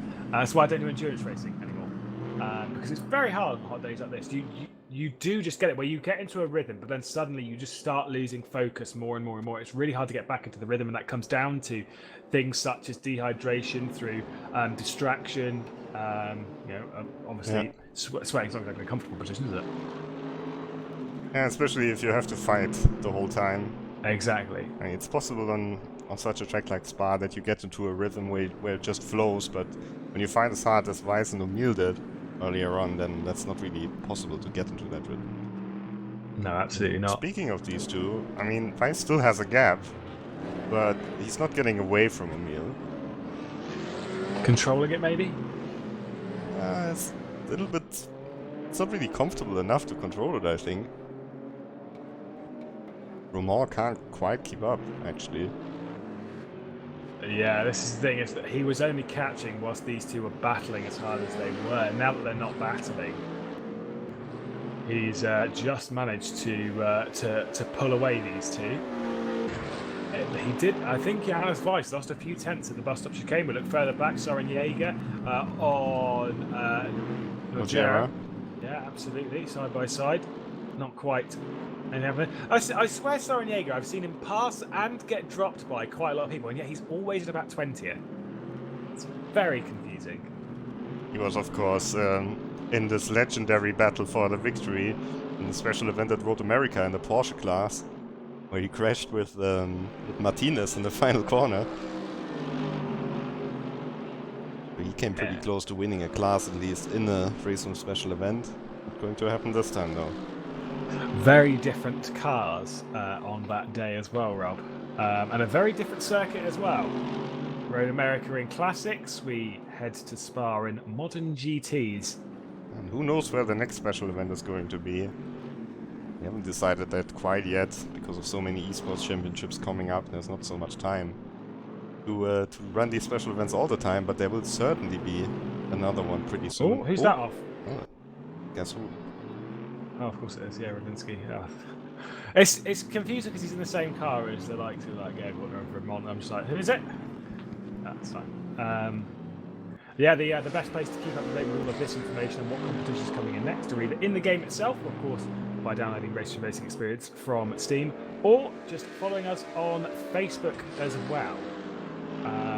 Very important to keep up to date with the information, and just keep an eye on the YouTube channel to see the bigger competitions that get announced throughout the year, throughout the season. Of course, as various motorsport seasons come to an end towards the end of the year, sim racing definitely picks up, and certainly where you can get your crave of motorsport action. Seaman Emil still holding that gap at about 1.2 seconds off the back of Johannes Weiss. I think he's actually gaining a bit, because now it's really his sector that is coming up. Wide line from Weiss would be a good exit, but certainly cost a bit of time there. It could get close at the end. It could be. Are we heading to a dramatic finish? Oh, understeer. Here's Johannes Weiss just controlling this a bit more than we expect. We are on, I believe, the 59th lap of running. 9 minutes to go. We still don't have a confirmed winner. And it's interesting, I thought O'Meal would gain time on Weiss in the first sector, but he doesn't, because he has so much understeer coming out of a Rouge that he actually has to lift in Radelyard.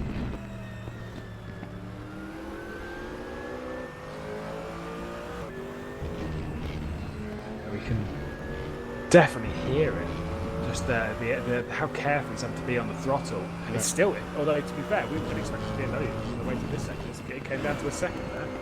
I think it's all just holding very much station at the moment. But you can definitely hear how much Seaman O'Meal is fighting this car right now. Yeah, and O'Meal, I mean, I've driven quite a lot of GT3 on RaceRoom as well, and O'Meal drives so different. He's so careful on the throttle, you never really see him having oversteer coming out of the corner. Just completely has this understeer driving style. Which sounds all well and good when it comes to people who assume that that's much better for tyre wear. It's actually not sometimes, because if you're in a car that's very front heavy on the tyres, actually being smoother or driving in this way, particularly on the throttle, it means that you're not really burning out the rear, which means that you're burning out the fronts at such a rate that the car will just, the understeer will get worse and worse and worse. If you've got a slightly more aggressive driving style, sometimes that just works better for the tyres. It's all dependent on so many different factors, from the circuit to the car to the setup. As we look back, Dune, who's now in 23rd position, I think had maybe an off track or a slowdown or something at Puam. Oh, and Karel Vega has lost the front of his car again. Getting passed by Nojera and Jäger.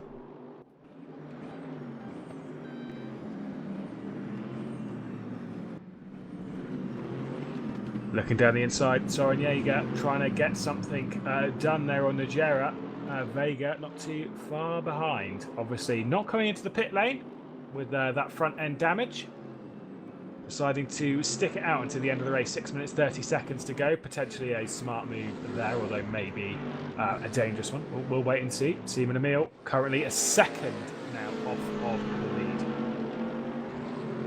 lead. It is coming down, Rob. But is it coming down quick enough? How many opportunities is the Spaniard going to get at this?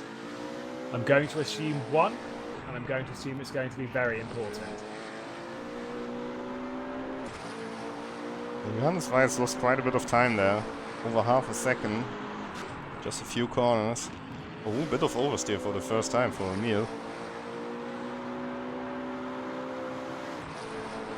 Still looks calm, he still looks under control.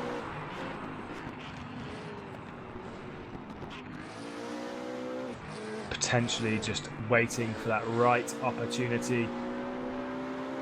Driving with such perfect precision at the moment. Look how he's using the curbs on the inside there of Stavelot. Oh, that could be bad. Could it be a slowdown? I don't think it is a slowdown. I think he's gotten away with that one. Obviously, I think the slowdowns are too aggressive on the exit of Paul Frere. But I think Johannes Weiss may have just got away with that, but his car is seeming the most understeery of the two, actually, based on this onboard. That said, Seaman O'Meal goes very wide at Blanchimont, but this fight, with 5 minutes to go, is back on. Whoa, look at how close they are. 3 laps to go here at Spa. And O'Meal is, anyone in this top 3 can win. he's now in a position that he can attack into Le Com. I don't think he will. I don't think he's going to be close enough. Oh, he's reading all the sponsors on the rear end of the BMW. Going up to Le Com. Well, Eau Rouge first, of course. Through La Source. They were very, very close. Through Eau Rouge. He's gaining. Oh, he's gaining very quickly. Oh, that was committed. Into Le Com, you think there might be a move up this way? I'm saying potentially so. He's going to have to do it around the outside, though. We see as everything unfolds, we've got a car on the inside there. That was Adams, maybe. Seaman O'Meal is trying to make this one stick around the outside. Obviously, it's not going to work just there and then. And he has to have a breather and maybe go for somewhere through the central section of this lap. He's already getting close here. I think he will have a real opportunity. He will have a real shot at this. Again, if they fight hard, then the Frenchman of Alexander Vermont is not too far behind. He's not out of fighting distance. You see him there in the background, tentatively waiting in the distance. Simon Emil understeers, picked up on the entrance to Pouhon. Understeer on the exit, Pouhon for Johannes Weiss.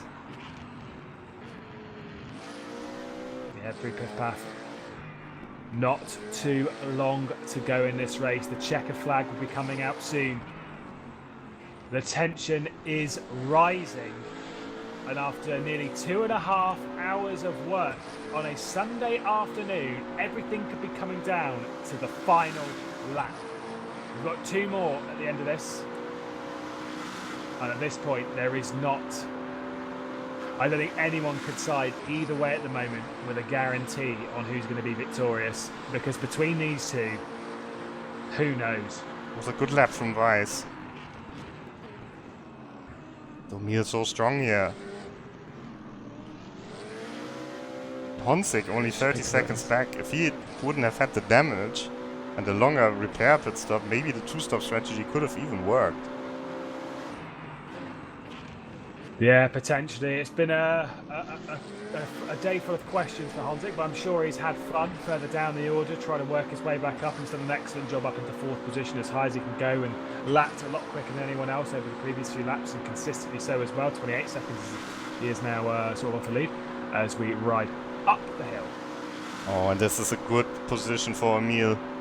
Long slipstream here. He has to make it stick around the outside, and that BMW is actually really good in the far end of this slipstream. Moves to the outside. Johannes Weiss on the inside. Simon Emil trying to make it stick around the outside. Once again, it's just not going to work. He's going to get one more shot at that, unless he can make something stick prior to it. We ride on board. Simon Emil down the hill. Any mistake from either one of these two, and that's it. It's done. But these two are experienced enough not to make those kind of mistakes. Johannes Weiss looking for his first victory in RaceRoom competition. Alexander Vermont looking for his first victory in RaceRoom competition. Simon Emil has already got one in the 3-motion challenge pre-qualifiers. He got his race win there. Looking at the back of this BMW, he's trying to get his second. These are all the future stars of RaceRoom Race Experience competition. And look at how hard they're pushing. Oh my goodness me. If I was Johannes Weiss, my heart would be racing so fast right now. I hope he's racing in gloves, because if not, his hand's going to be slipping all over the wheel. 3/10 separates them heading into what will be the final lap of the race. The timer is ticking down, but I don't think look how much he gains! Comes into the bus stop chicane. Simon Emil's going to try and go around the outside. He's going to try and go around the outside. He's committed. He's pushing it. He's going to try and hook it up, but no, it's just not going to work. Heads through the bus stop for the second to last time. Oh, mistake from Weiss. Between the two of them. Yep, Weiss trying to put down that power. As the white flag would be out, we're heading on to the final lap of the race, Rob. There was no contact there between them. Weiss just ran wide on his own. Oh, getting close as well. This could be it. This could be maybe the second to last opportunity for Simon Emil to get the race win here. He's so close already coming up. Radillon here. I think he had to lift. I think he had to lift. I don't think he's carrying as much momentum as he had in the previous lap. If he's going to make this one stick, it has to be absolutely brave. It has come down to the final lap of the race. Heads towards Les Combes for that last time. Johannes Weiss on the inside. We look towards the Ardennes as we see the BMW Z4 just hanging on to the lead ahead of the AMG. And the AMG makes contact on the rear end. Johannes Weiss under a serious amount of pressure. Oh, Emil has the inside. He's going to go down to the inside at the hairpin. No, it's not quite going to work. Johannes Weiss just covering off every which way possible. They know this is the final lap of the race, and it's all come down to this 2.5 hours of work. Down to these final few corners. The corner with no name, they head through, tick that one off. Heads down towards Pool for the final time. We're going to tick that one off. Alexander Vermont is not that far behind, 1.8 seconds. He's trying to close up, trying to get onto the top. That was not a good line from Johannes Weiss there. He went a bit wide. So O'Meal is all over the back of him. He has got one more opportunity, surely, as Simon Emil, and Johannes Weiss knows exactly where it's going to be. So from that point of view, surely Simon Emil has to try something else. We head through Stavilo. We're going to tick that one off. Oh, big oversteer. Oh, that's going to be bad. Oh, that's also going to be bad. More oversteer. That's going to cost him all the way down towards the bus stop chicane. Where that final opportunity lies, we head out of Purple Frere for the last time, and the Hearts will be racing in both camps. We look back. The Mercedes getting bigger and bigger. Here's Blanchimont, the second to last proper test. And now, for the last time, the bus stop chicane. Johannes Weiss heavily towards the inside. He's going to be committed. Absolutely so. And Simon Emil is not going to be able to do anything about this. He goes for the cutback, but absolutely not. Johannes Weiss, for the first ever time, is victorious in race room competition. Fantastic stuff. Simon Emil only a couple of tenths behind, and Alexander Vermont not that much further back. A fantastic podium. Yeah, Honzik as well will come over in fourth position, only 22 seconds behind, and a fantastic drive from him. But wow, what a race. What a Came finish down as to well. The final lap. So Excellent close. Stuff. And it was super fair as well. Even when there was contact this one time, O'Meal didn't take advantage of it. Just waited and put Weiss into the right direction again. And they just managed to stay ahead of Romain in the end. Honzik fourth after his big incident earlier on in the race. And they're still racing for P5, but it looks like Jerome Weiland is going to get his first top 5 in the race from competition race. Very solid drive for him. Comes through that chicane for the final time. Kosovek's the car directly behind. Of course, a lap down. Jerome Weiland very happy with his 5th place as he crosses the line, and certainly a well-deserved congratulations to his driving for today's action. Balint Benedek in the Bentley is going to come across in 6th position. Neg in, Kolbenbach in 7th position. Then it's Neg who's going to be coming across in 8th as well. Certainly some good drives, a good recovery. Shame for Kolbenbach that he got spun around. He could have been maybe a top 5. Yeah, absolutely. He's done a good recovery drive. So there's been quite a few good recovery drives. Here's Neg on a 2-stop strategy. Heads through the chicane and it's going to cross the line in 8th position. Done a very good job. Oh, and look at this. Oh, it's side by side for the final position. It's out of the top 9 rather. Gael Gortner's absolutely blasted over the chicane there. Caserta maybe escorted him wide a little bit there, and Caserta's going to grab 9th position. Gael Gortner, I was just going to call him over the line in 9th, but it will be 10th for the Italian, and Mosca rounds out the Italian trio, 9th, 10th, and 11th. Schlotterbeck going to come across in the GTR in 12th position, a well-deserved drive there. Again, maybe what could have been. Barriere is going to be, it was already crossed the line rather, in 13th position. Who is Adams is in 14th position as well. Courtois 15th, Dina 16th. Martien, oh, here we go. You can see the list before you, and it's gone completely out of focus for me. I do apologise. Yeah, fastest lap of the race, Jaroslav Honzik in the Mercedes on the 2-stop strategy. Maybe he didn't want to take the 2-stop, but he had to do it after a little incident. Yeah, but there you go. Podium, Weiss, O'Meal, Romain. Congratulations once again to Johannes Weiss for his first victory in an official race room competition race. Also super fair fight with Simon O'Meal. I think we stopped at Attila Dina in 16th, so we've got Matien 17th, then Jäger, Nogera, Kosovek rounding out top 20, then Balashin, Michal Stun, Karel Vega, Boldor, Olli Bernd, Pavel Radlinski, and Gian Claudio Croce, the last of the finishers. Yes, it has been a great race and something which lines us up for the 2 big competitions to come. An excellent special event hosted by RaceRoom, so thank you, Rob, for putting this all together and giving us some excellent racing from our drivers, and potentially more to come. And of course, those competitions as well. Don't forget to tune in for those. We've got some excellent stuff coming in RaceRoom, haven't we, Rob? Yes, indeed. We will show the trailers right after we're done here. I would like to say thanks once again to everyone who watched here, everyone who tuned in. Make sure to subscribe so you don't miss any of the upcoming racing action. And also a big thanks to you, Lewis, for commentating here today. And yeah, won't be the last time this year, that's for sure. Definitely not. Thank you very much all for watching. As I say, we'll be joined by those trailers so you can see what is to come in the future of RaceRoom competition. But from this special event at Spa-Francorchamps, it's a very warm goodbye.